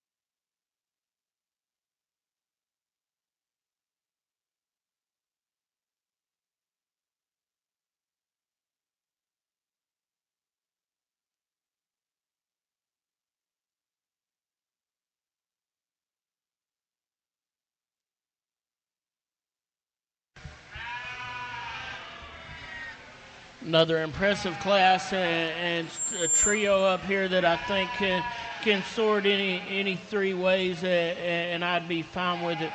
We're going to lead off with the big body ewe that's really emboldened about her rib cage. She's good in terms of the way her head shape is designed and the added femininity that we see up through the front third of her skeleton. When we get her parked and set up like she was just a second ago, I like her from the side as good as anything out here in this class.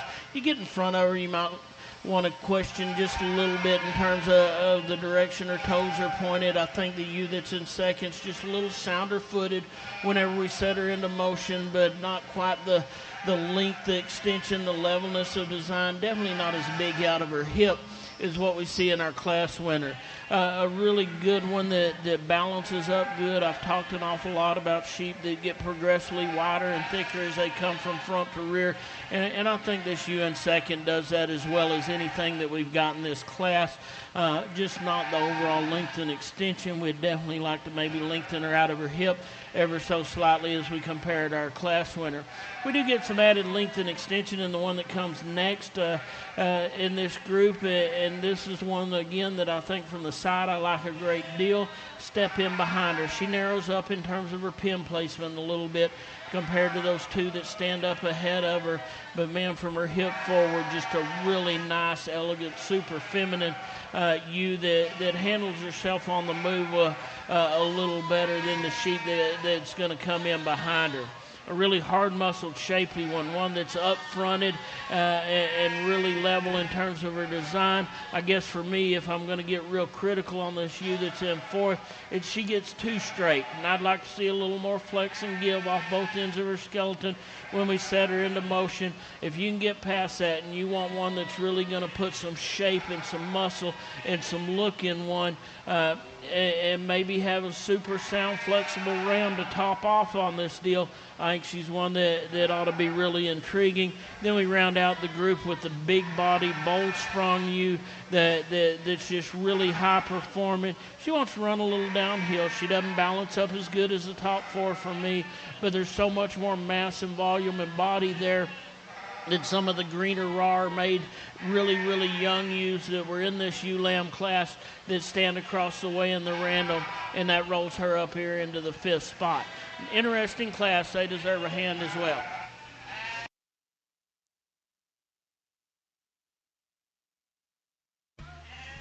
Thank you, Mr. Vance.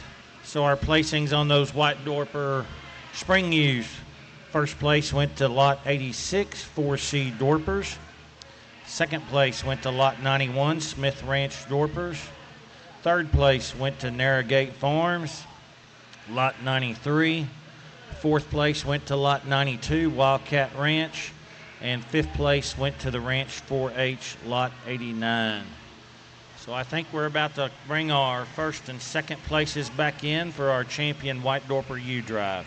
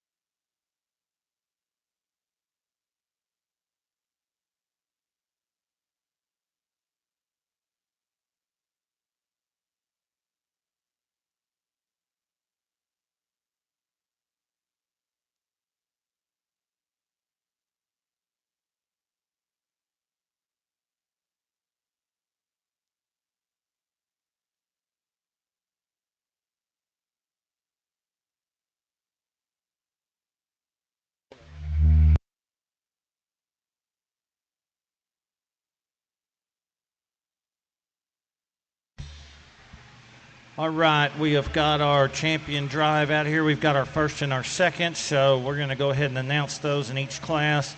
In that older yearling ewe class, first place went to Wildcat Ranches, number 60, lot 60. Second place was lot 58, WC ewes there. Moving on to the younger yearling ewes. First place went to WSP Dorpers, lot 68. Second in that class was Wildcat, lot 70. And it was moved on to the fall ewes. First place went to N&K Ranches, lot 78. Second place went to lot 76, B&P Dorpers. And in our ewe lamb class, first place was 4C Dorpers, lot 86. And second place went to Smith Ranch Dorpers, lot 91.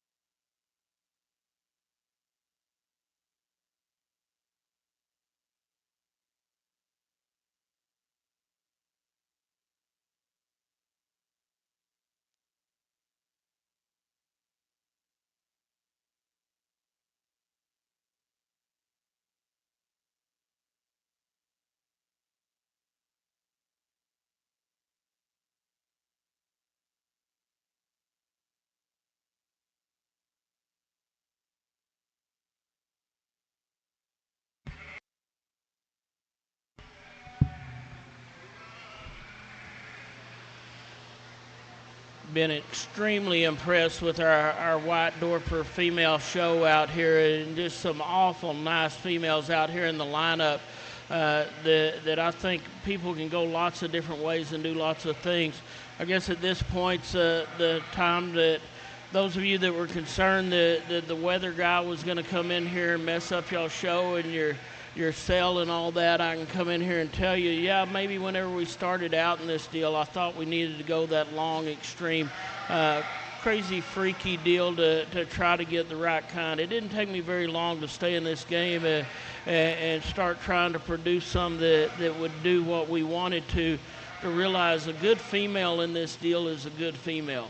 And some of this arguing back and forth and things that may or may not go on within the industry, from my standpoint, if they're good, they've got a good foundation, they're good in terms of their rib cage, there's enough product in these females.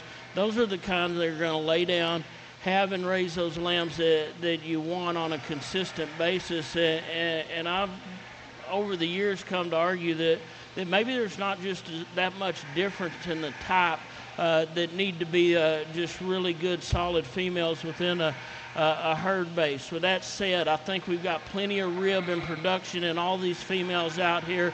I get to go out here and select a couple that I think have some added bells and whistles in terms of the way they're either put together, some added width and dimension, or the elegance in the way they move and handle themselves around the ring. I don't know that my champion in reserve are necessarily going to look exactly identical. They may. I'm going to bring a ewe over here and compare just a little bit and put them into motion as well. But a really nice set out here. These exhibitors, as well as those that weren't privileged enough to come back out here, deserve a really, really big round of applause for an outstanding set of white females. I hope y'all sale is just outstanding this afternoon. And there's a lot of variety to pick from still back in the barn. Again, it's been a pleasure to sort through this set.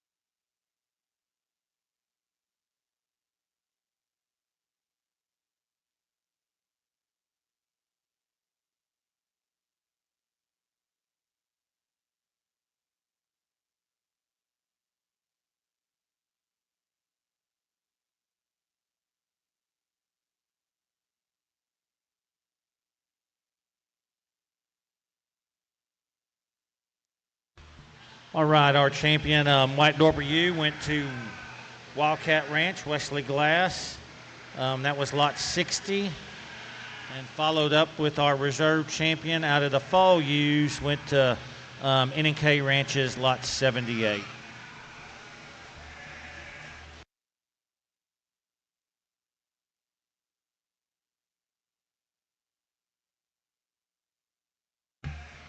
So we're going to move on to our Dorper older yearling ewes. Looks like we only have 2 in this class.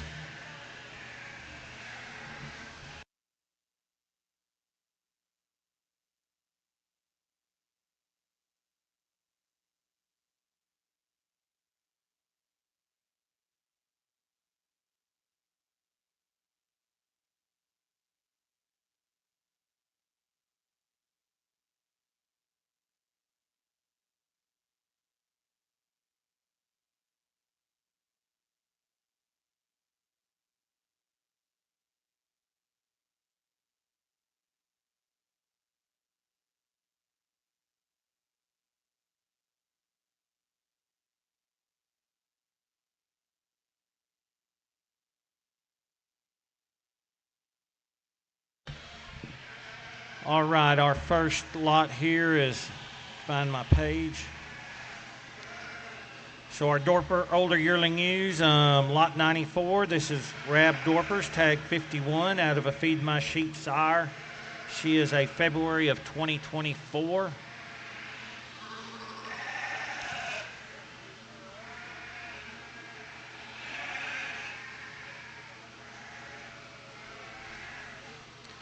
And our next one's lot 95, 3-bar D livestock, tag 2314.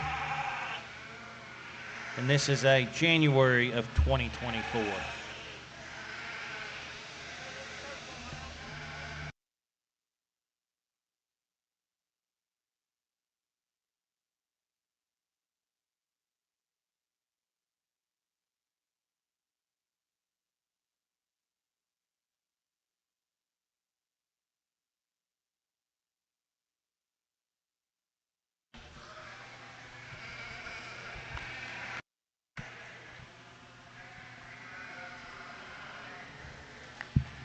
Just a big frame, growthy, highly productive one to lead off this older ewe class out here, and one that there's just quite a bit more size scale and overall performance and production in. She's maybe not quite as level out of her hip and her dock. She doesn't handle her hind two quite as squarely as she goes out and about and moves about the ring. But quite a bit more sheep in body and volume there in her to separate this pair in our smaller class here. Let's give them a hand. Thank you, Mr. Vance. So first place goes to lot 95, 3-bar D livestock, and second place goes to lot 94, Rab Dorpers.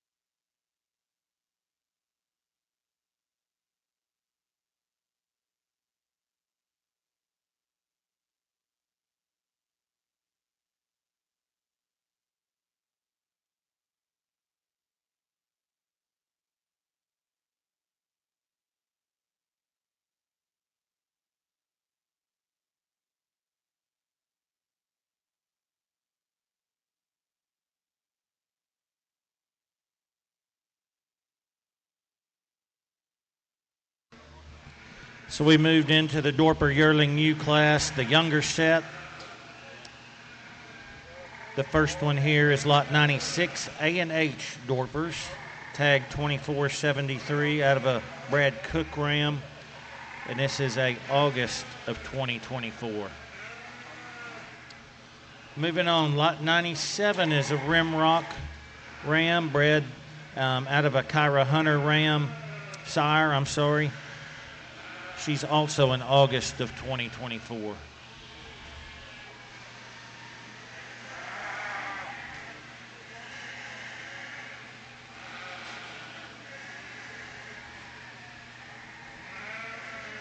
Lot 98, CJ Cornwell Dorpers, tag 116, out of an Icon sire, D10, also August of 2024.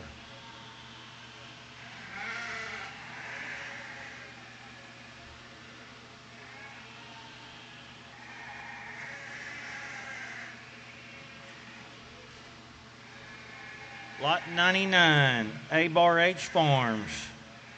This is the full-blood ewe. Looks like she's born on March 2024.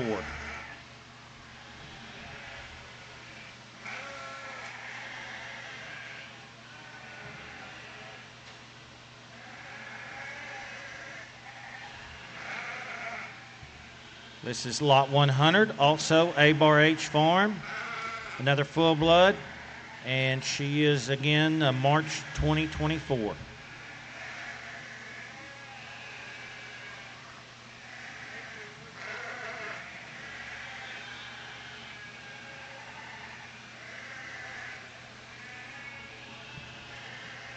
Lot 101 coming into view here, Spikes Farms, tag 783. It's out of one of their Spikes sires. and she's also a March of 24.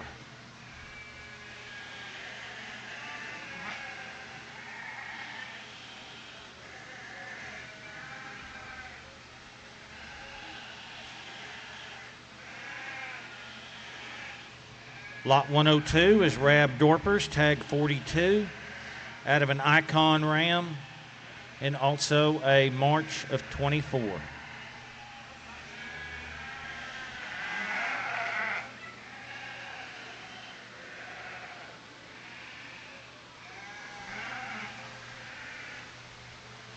And our last ewe in this class from R&R Dorpers North, full-blood ewe sired by Double Stuff, also a March of 2024.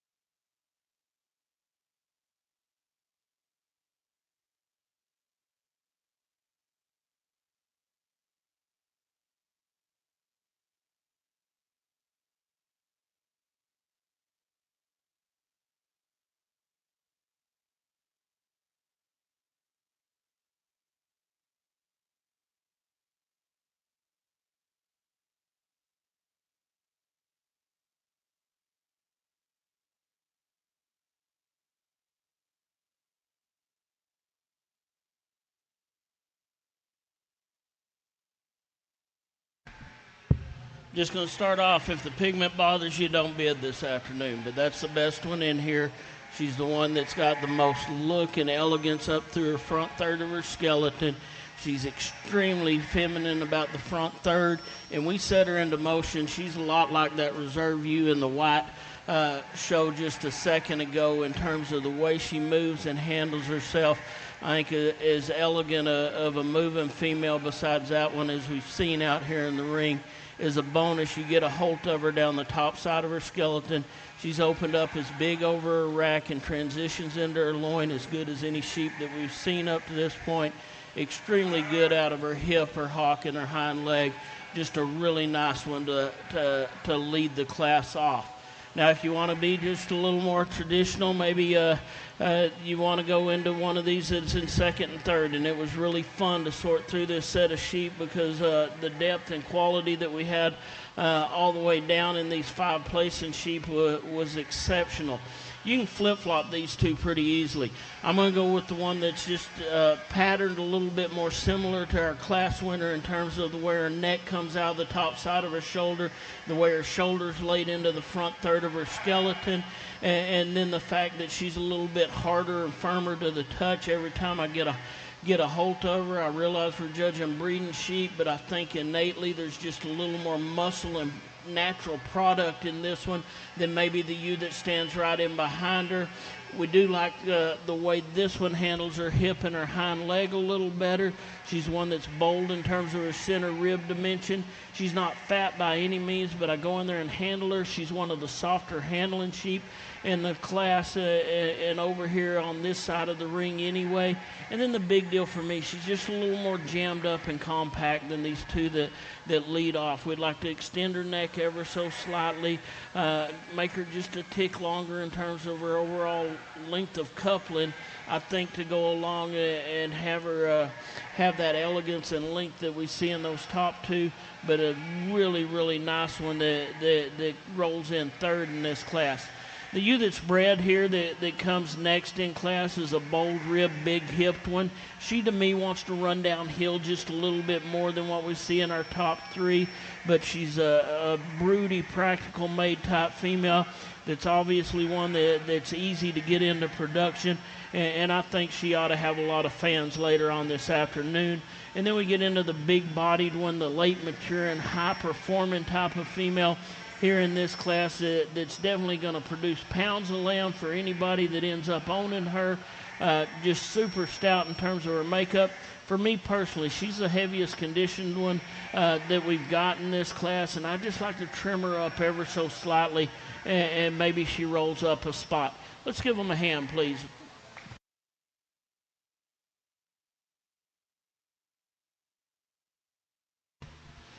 Thank you, Vance. All right, first place goes to Lot 101, Spikes Farms. Second place, Lot 103, R&R Dorpers North. Third place goes to Lot 98, CJ Cornwell Dorpers.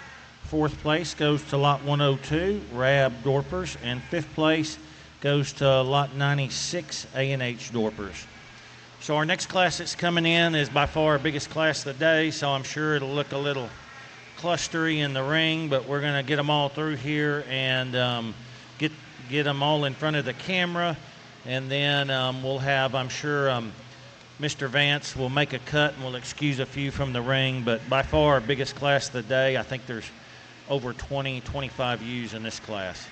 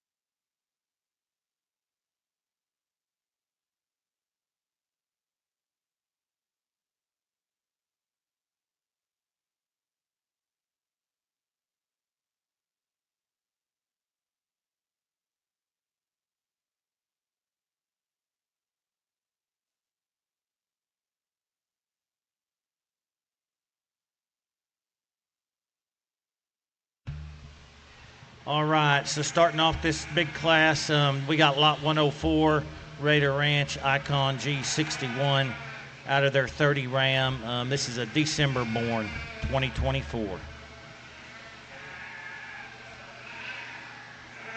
All right, coming in next is lot 105, Triple T Farm, tag 633. This is a full blood. This is a September born ewe lamb of 2024.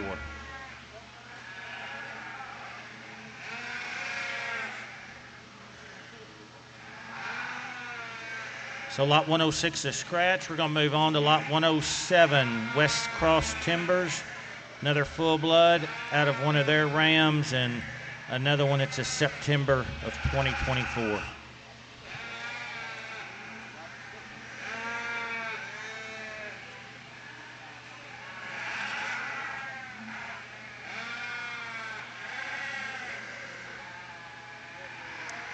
Lot 108, Delaney Dorpers, tag 173. It's out of Road Trip, a Holman Ram. Looks like she's a full blood, and she's also a September of 2024.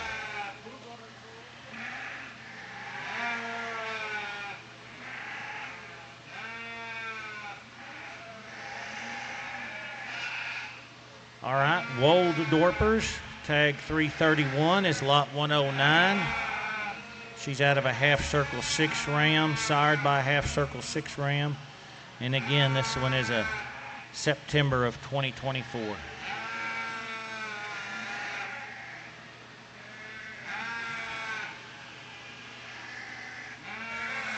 Lot 110, A&H Dorpers, out of a Brad Cook Ram.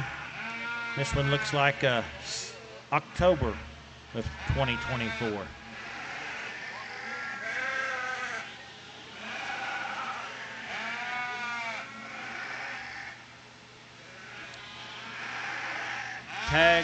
Lot 111 is Rimrock, tag 157.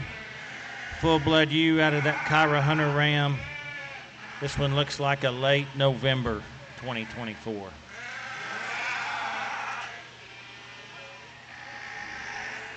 Lot 112, RJ Ranch, tag 2347. This ewe's a full blood, also a November of 2024.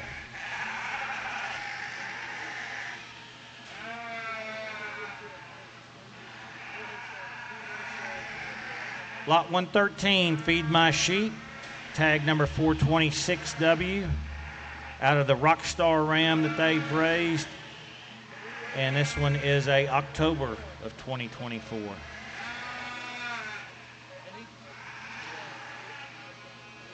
So lot 114 is a scratch. We're moving on to lot 115, Powell Ranch, 4854, out of one of those good Powell Ranch sires.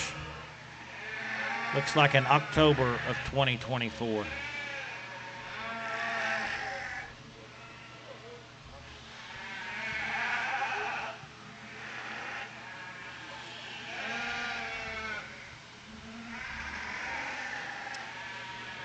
Another Powell Ranch consignment coming in, lot 116, again sired by their genetics, and is a September of 2024.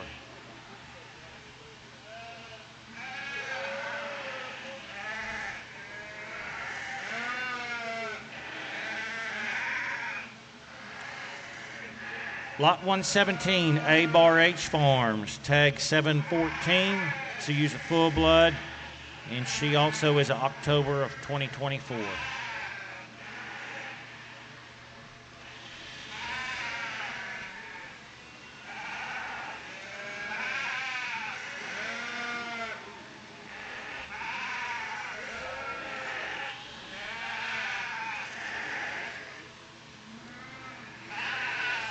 Lot 118, A-Bar-H Farm, full blood ewe here, and she is also October of 2024.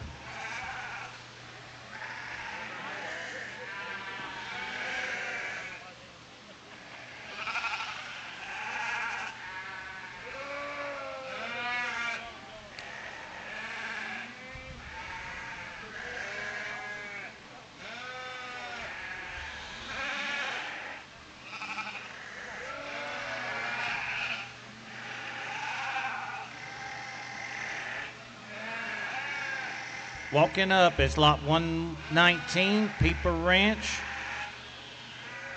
Tag number 55 out of a Wildcat sire. And is October of 2024.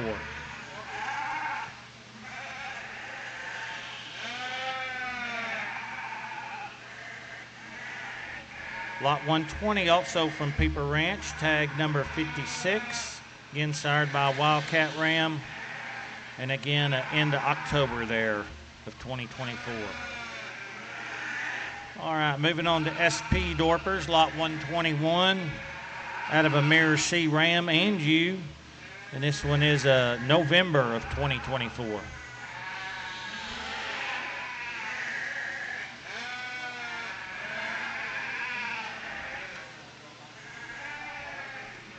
Lot 122 is Schneider Dorpers, tag 398, out of a Drennan Sheep Company buck or sire. And this one is a December of 2024.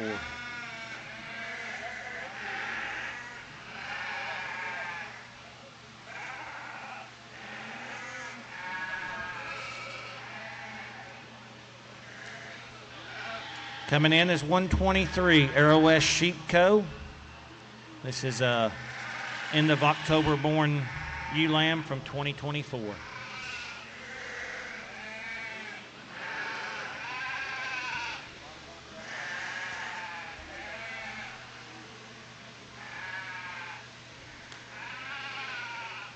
Lot 124 is 3 Bar D livestock. This is out of Draft Horse, a ram they call Draft Horse. And this is the end of September 2024.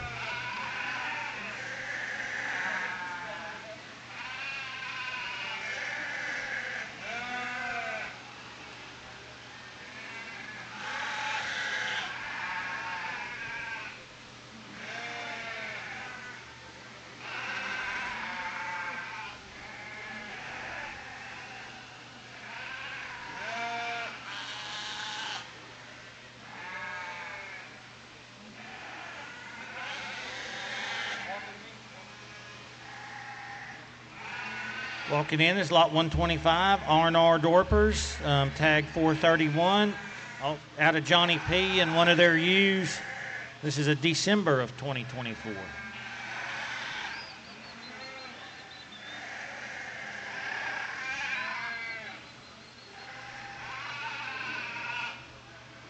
Lot 126, Ranch 7, out of her Zermino ram. She's a full blood, and she's also a December of 2024.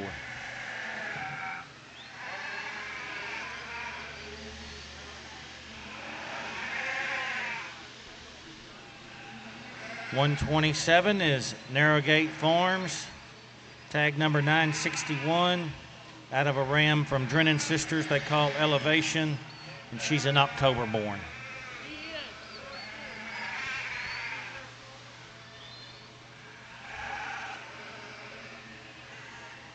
And our last fall-born ewe to round out this massive class is lot 128, Jennings Dorpers, tag number 1264 out of Top Gun, and this is a December baby as well.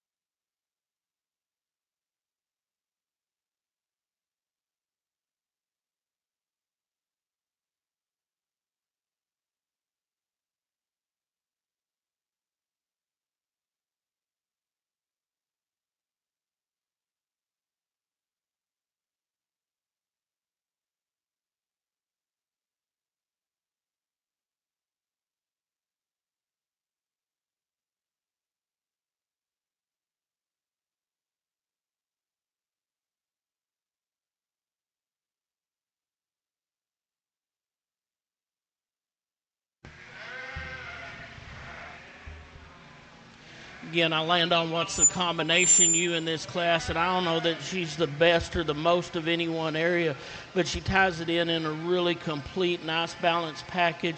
Another one of these that progressively just gets wider and fuller and thicker as we go in from her shoulder to her rib cage back into her hip. We set her into motion. She travels as good as anything in here. Maybe she's pushed up just a little bit more in her breastplate. She's definitely a tad bit leveler and square out of her hip or dock, and handles her hind leg a little more with a little more stability to me than the one that we've got here in second. Second and third for me is where the decisions to be made in this class, and there's quite a bit of give and take. Once you get over the top side of this ewe that's in second, there's just so much more mass and dimension to her in terms of width of loin, width of hip, and overall fullness there. She's not quite in as neat a package as the two that are bookending her on either side, but you want a big, bold, productive one that's going to go out and produce large, fast-growing lambs. You've got to like this one a great deal, just maybe not quite as attractive as a few others in this class. The other combo ewes, the one that comes in here in third in this class to me, and she's cut from a similar cloth to our class winner. She just, when you get over the top side of her skeleton, she wants to narrow up ever so slightly. I think that starts at the ground when she wants to close up just a tick more in terms of the floor of her chest, and because of that, she doesn't maintain that width and dimension to the top side of her skeleton as well as our top two. A really long, extended made ewe that's super level in terms of her design. I think kind of as we've talked about some of these others, when we really go to straighten them up in terms of their lines, they want to get a little too straight and upright in her shoulder, and that's the way I read this ewe. She's just a little more elevated there in terms of the top side of her blade.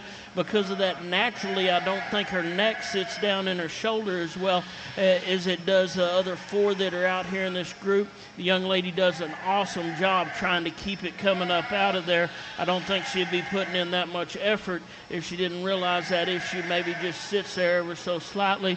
We round out with the bold rib, thick-made, very productive ewe down here in the fifth spot. She just gets a little too bold and out there in terms of the point of her shoulder. Explain that to the young man. A really nice class, though. A lot of good ones in the random for folks to pick from. I think a neat sort with something for everybody up here in the top five.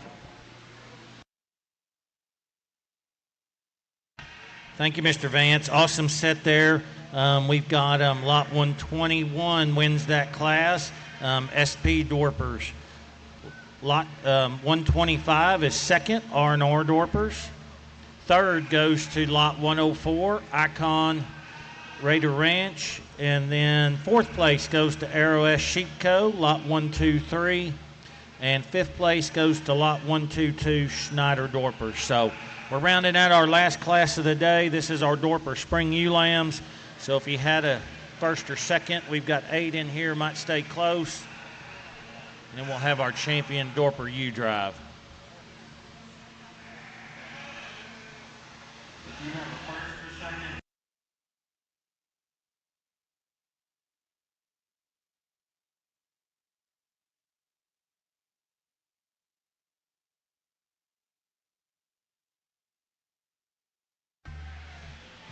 All right, our first lot here in Dorper Spring Ewe Lamb class is lot 129 from Rimrock Dorpers. This ewe is a full blood. The sire is Elmondale Premium Dorper sire, and this is a February of this year. Then we move on to lot 130. This is RJ Ranch. This is Riverwood. A full blood, and this is a January.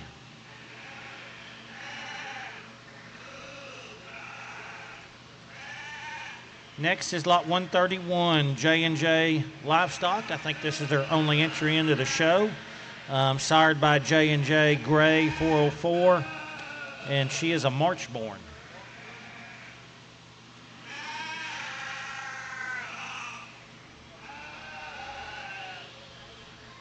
Lot 132 is a Spikes Farm ewe, tag 881. This is out of sired by an RR Dorpers North. And she is an April-born ewe lamb.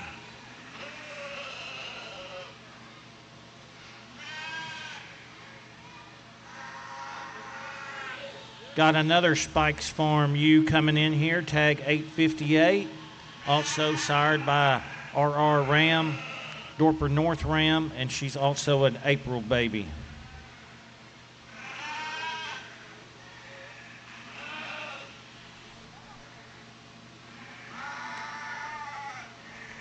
Lot 134, Ranch 7, tag 48. This is sired by their Ranch 723 sire, and this is a March-born ewe lamb.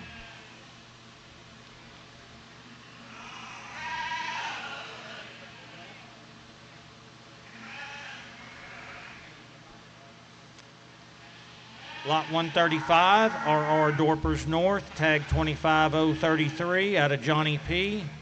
She's a January ewe lamb.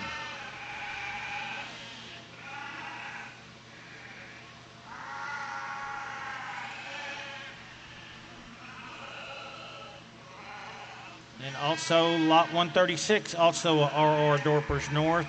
Again, sired by Johnny P. This is a March-born ewe lamb.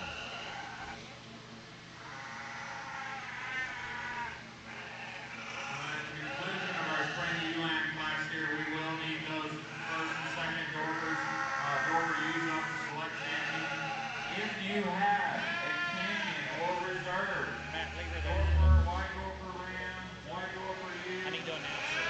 Please go ahead and bring it up. I'd like to get a picture of those sheep with those mares and the judge following the conclusion of the show to post on social media and have available a nice amount of time before the sale starts. So if you have a banner winner, please be getting that sheep ready to bring to the ring. Additionally, the serving line is open for lunch.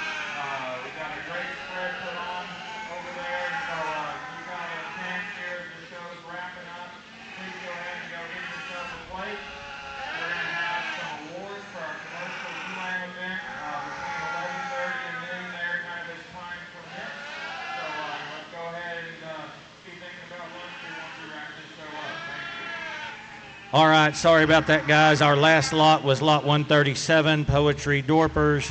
She's out of Eggs sire. She's a January ewe lamb. Thank you.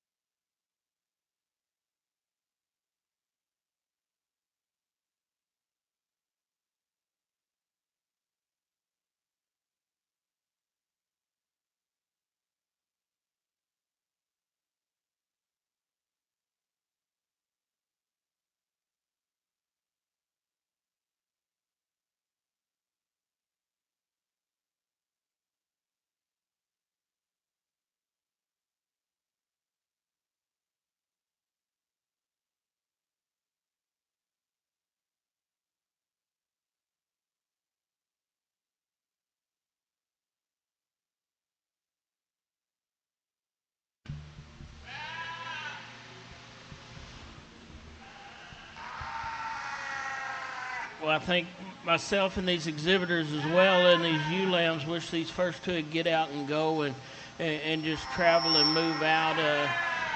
It comes down to hip and hind leg and the way they handle it on the move. That gets the sort between these two for me. They're both the bolder ribbed ewes that are more cracked open underneath and bring more topside dimension to the upper portion of their skeleton. Both of them are big hipped and good from that standpoint and have a little more true body dimension than the ewe that comes in third. So when we set them into motion, I think the one that leads off, when she relaxes and goes out and goes, she's got a little more reach off both ends of her skeleton. She doesn't want to roll her hawk in as much as the one that comes in second, but that's getting critical on a pair that I like a great deal. As far as smoothness, elegance, femininity, the one that gets out and goes the best in that group, that's the one that lands here in third. This is one for me. I just wish she was cracked open a little bit more through the floor of her chest, and that way she'd bring the width and dimension to the center portion of her rib cage, and more importantly, up high to the top side of her skeleton that we see on the four sheep that stand on either side of her, because she's really feminine, really nice balanced, and moves out extremely good. Some give and take between 4 and 5 down here, and I think it kind of came into whenever we set them into motion that last time. The one in 4 just keeps her skeleton and her spine together just a little bit better. She's not quite as big and good out through the upper portion of her hip, and I think that creates a little bit of issue with her hind too as she goes away. But in terms of strength of top line, the way she blends from her shoulder into her rib cage, she just doesn't pinch in quite as much as this one that we've got in 5th does. I think even though the one in 5th's a little bigger out of her hip and her dock, she does want to roll down and drop off in her hip ever so slightly as well. So a lot of give and takes between those two. Both of them we might like to see just a little smoother pattern compared to our top 3. Let's give these exhibitors a hand, please.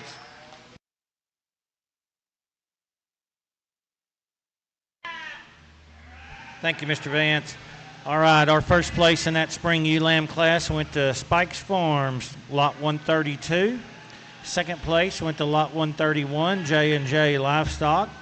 Third place went to lot 134, Ranch 7. Fourth place went to Poetry Dorpers, lot 137. And fifth place went to lot 135, R&R Dorpers North.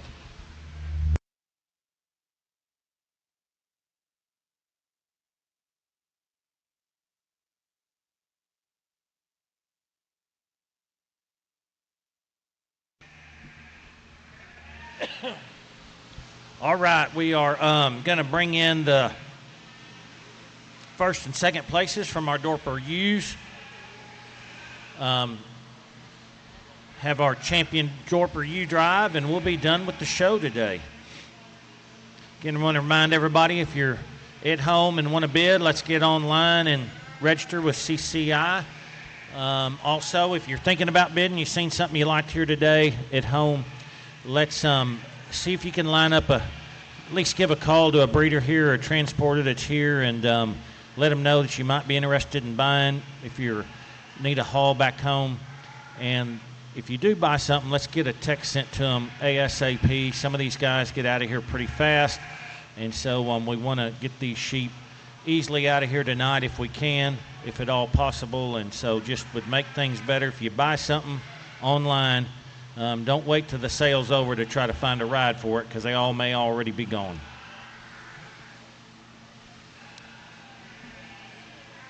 All right, our champions, we're going to go read off our first and second, the older yearling ewes. First place was lot 95, 3 bar D. Second place went to Rab Dorpers, lot 94. We move into that younger yearling ewe class. First place went to Spikes Farms, lot 101. Second place went to lot 103, which is RR Dorpers North. Then we move into that fall ewe lamb class that was so big.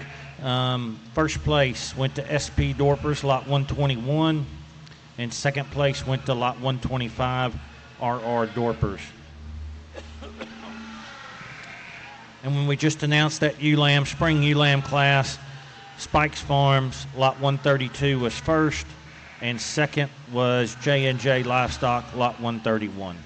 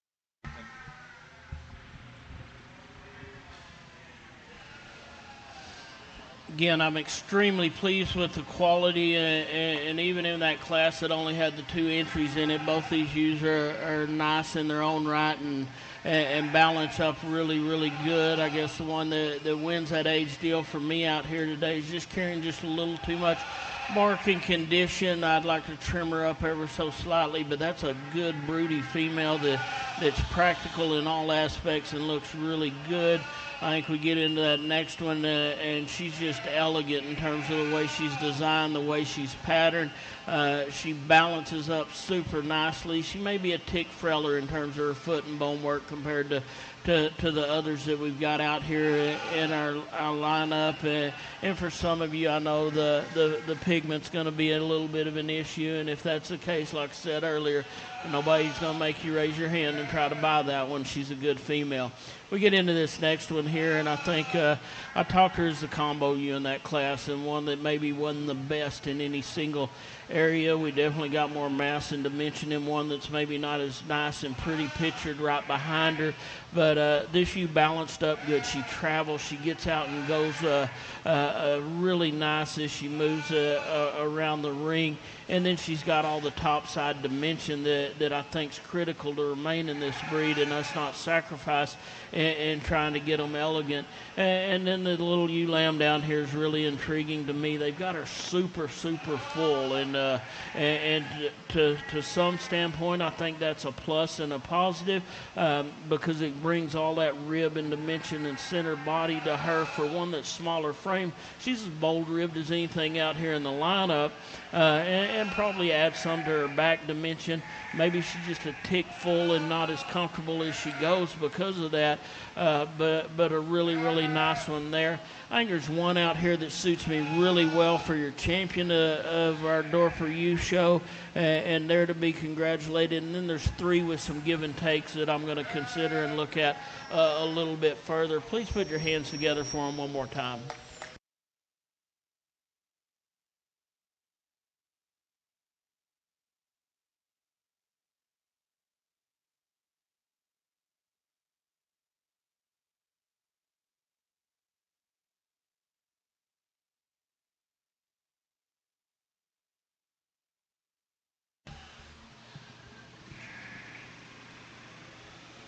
Our champion Dorper ewe come out of that massive fall ewe lamb class, SP Dorpers, lot 121.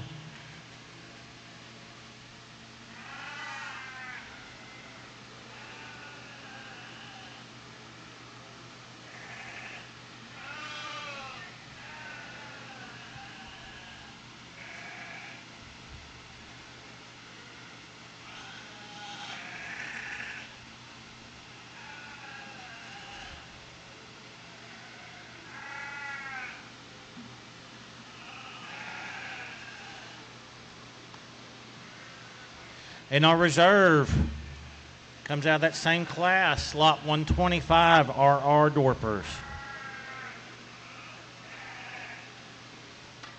that concludes our Dorper show for the sale order.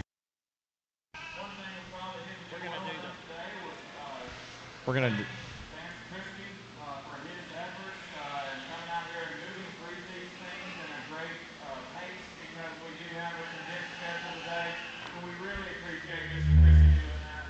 Y'all can give him a round of applause as we're walking off here, I know, and thank him for those efforts today. Guys, for y'all online, we are going to do the Ram showcase that we did last night. So if you want to hold on for just a little bit, we're going to bring those 2 stud Rams back up and do a little showcase in here just a second.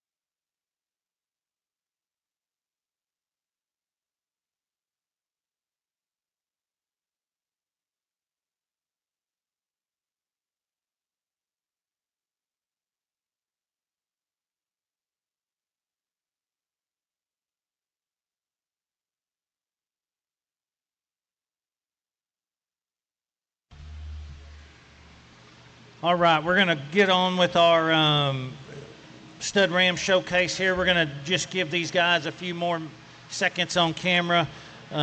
We did them last night with the pins of 3 and probably did a little longer deal, but today we just wanted to bring them out here and show them one more time. This is lot 1. This is a new category that we added.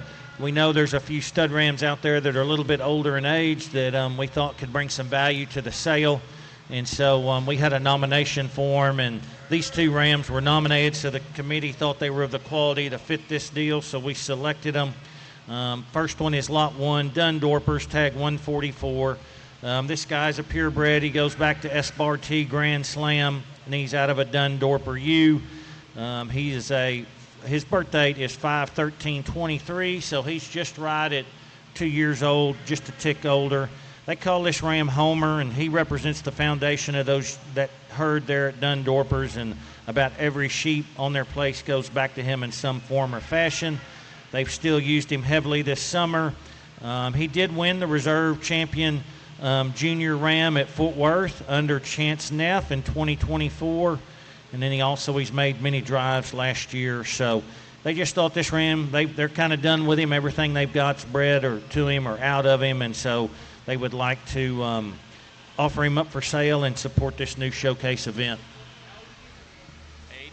Age, so we add his age. So his birth date is 5/13/23. So he's a little bit over 2 years old, if my math is correct.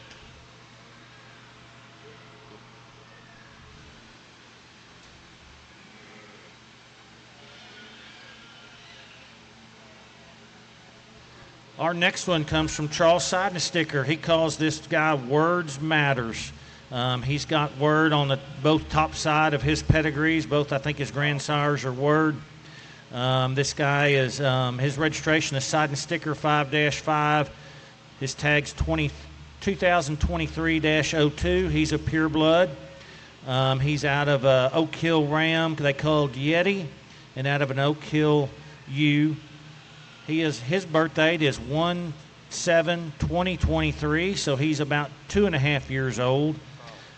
Charles has used this ram extensively on both sides of his business, whether it's for the weather industry or trying to make some purebred and full-bloods to come back in the show ring. He's used them on several of his critical matings for the weathers. So far this year, he's flushed 8 ewes, and either this Words Matter was the sire of the dam that he flushed, or he was the service sire on the ewe that was used in the mating. So this ram comes straight out of the pasture. I know Charles had him kicked out with some ewes, and again, we are only selling half interest in this ram. So half interest in Words Matter.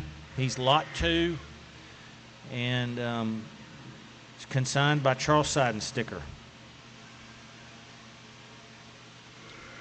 All right, thank you, Charles.